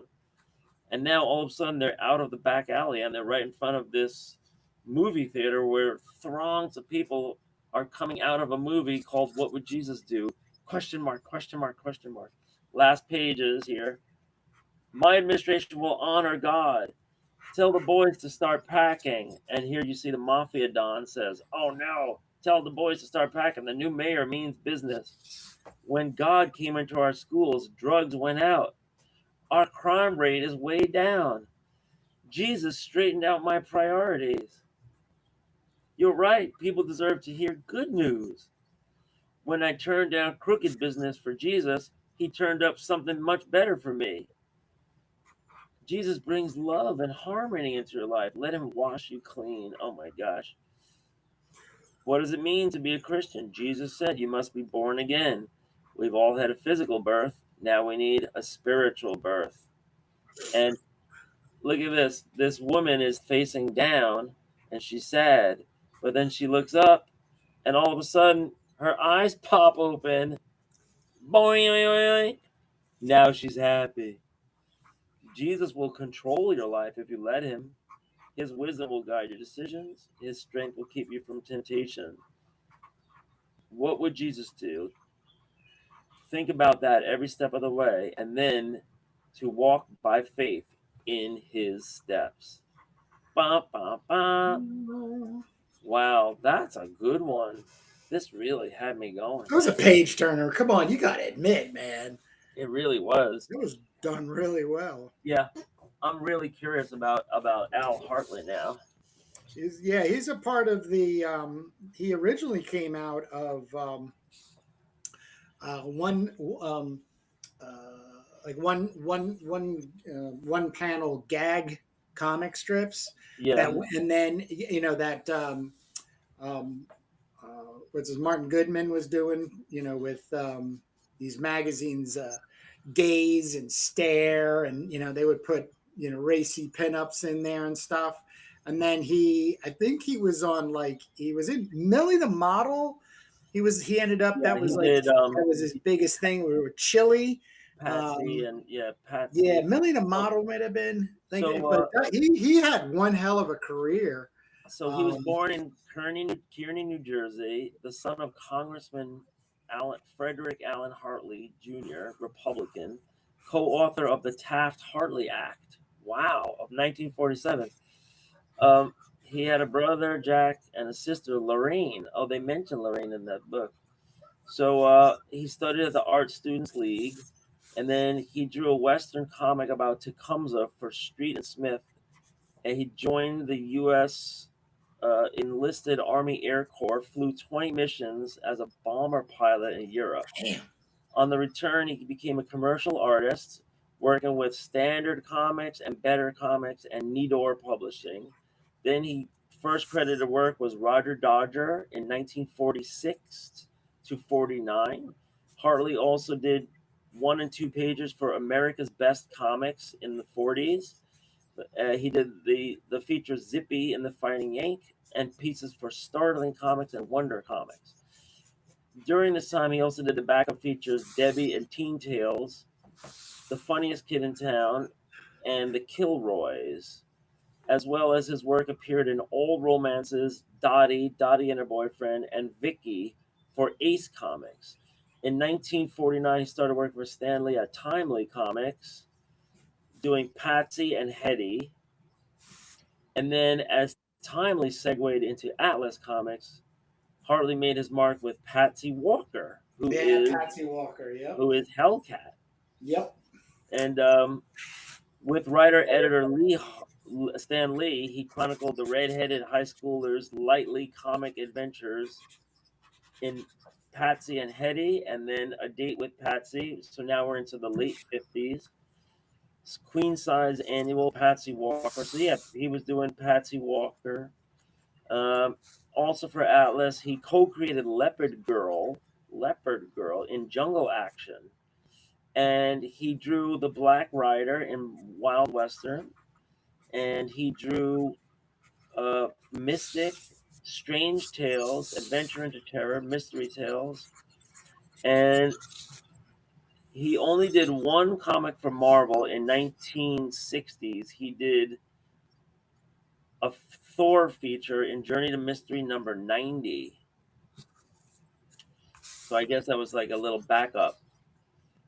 He dabbled in Marvel scripting Two Tales, the Iron Man feature in Tales of Suspense 68. He was there at the real beginning. And he did Linda Carter, Student Nurse in 1961. After Joe Maneely was killed, Hartley succeeded him on Stan Lee's syndicated comic strip, Mrs. Lyon's Cubs. So yeah, you were right about the single panels or the multi panels.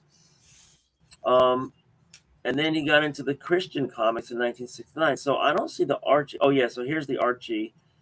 So he did. Oh, he kind of combined Archie with the Christian stuff. Mm-hmm. Oh wow! Wait a minute. Here's a secret. In 1967, feeling sterile, numb, and filled with fear, Hartley became a born-again Christian, as did his wife Hermine.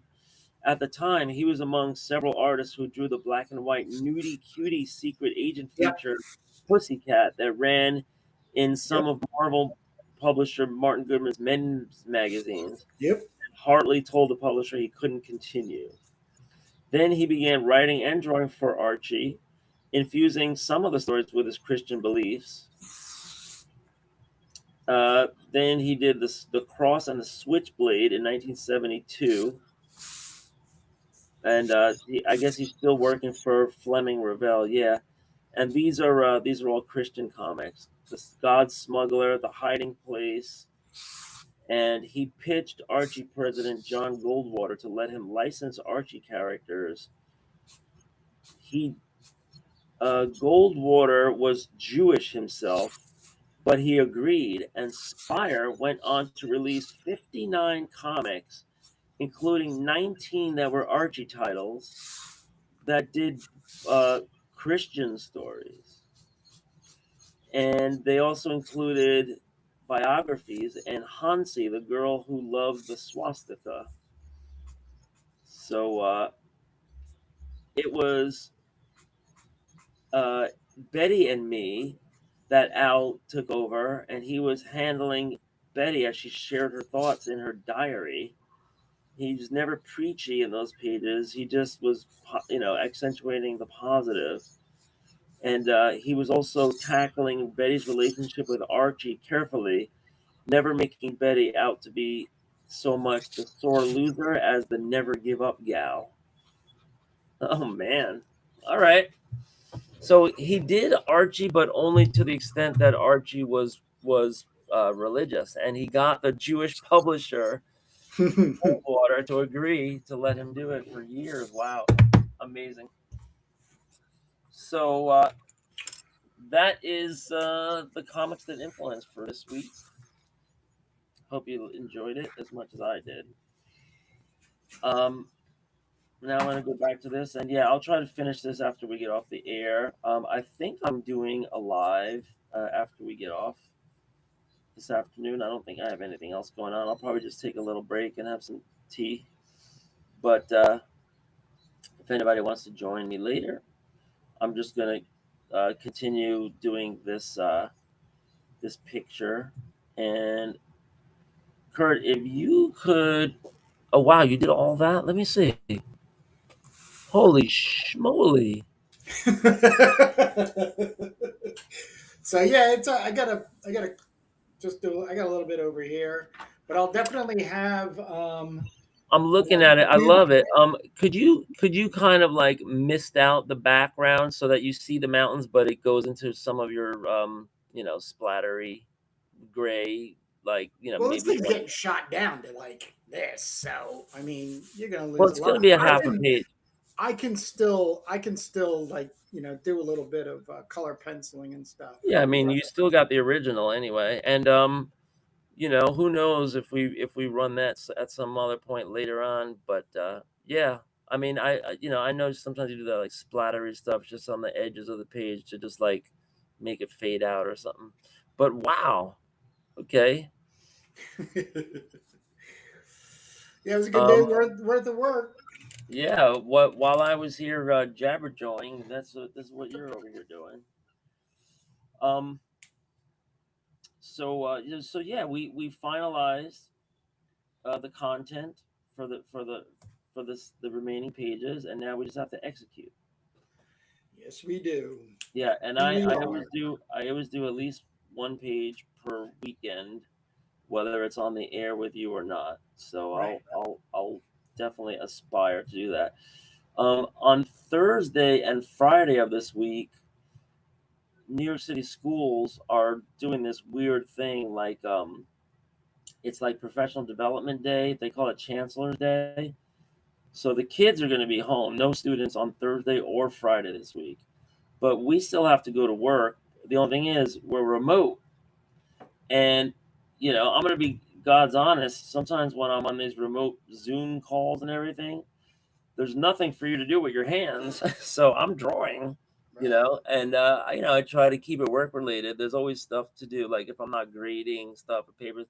But, if I'm sitting there bored, I'm probably doing some pencil pages for Pearl White Melody, because the more pencil pages I have for Pearl White Melody, the more kids can do the inks when we get back into some art time in the classroom.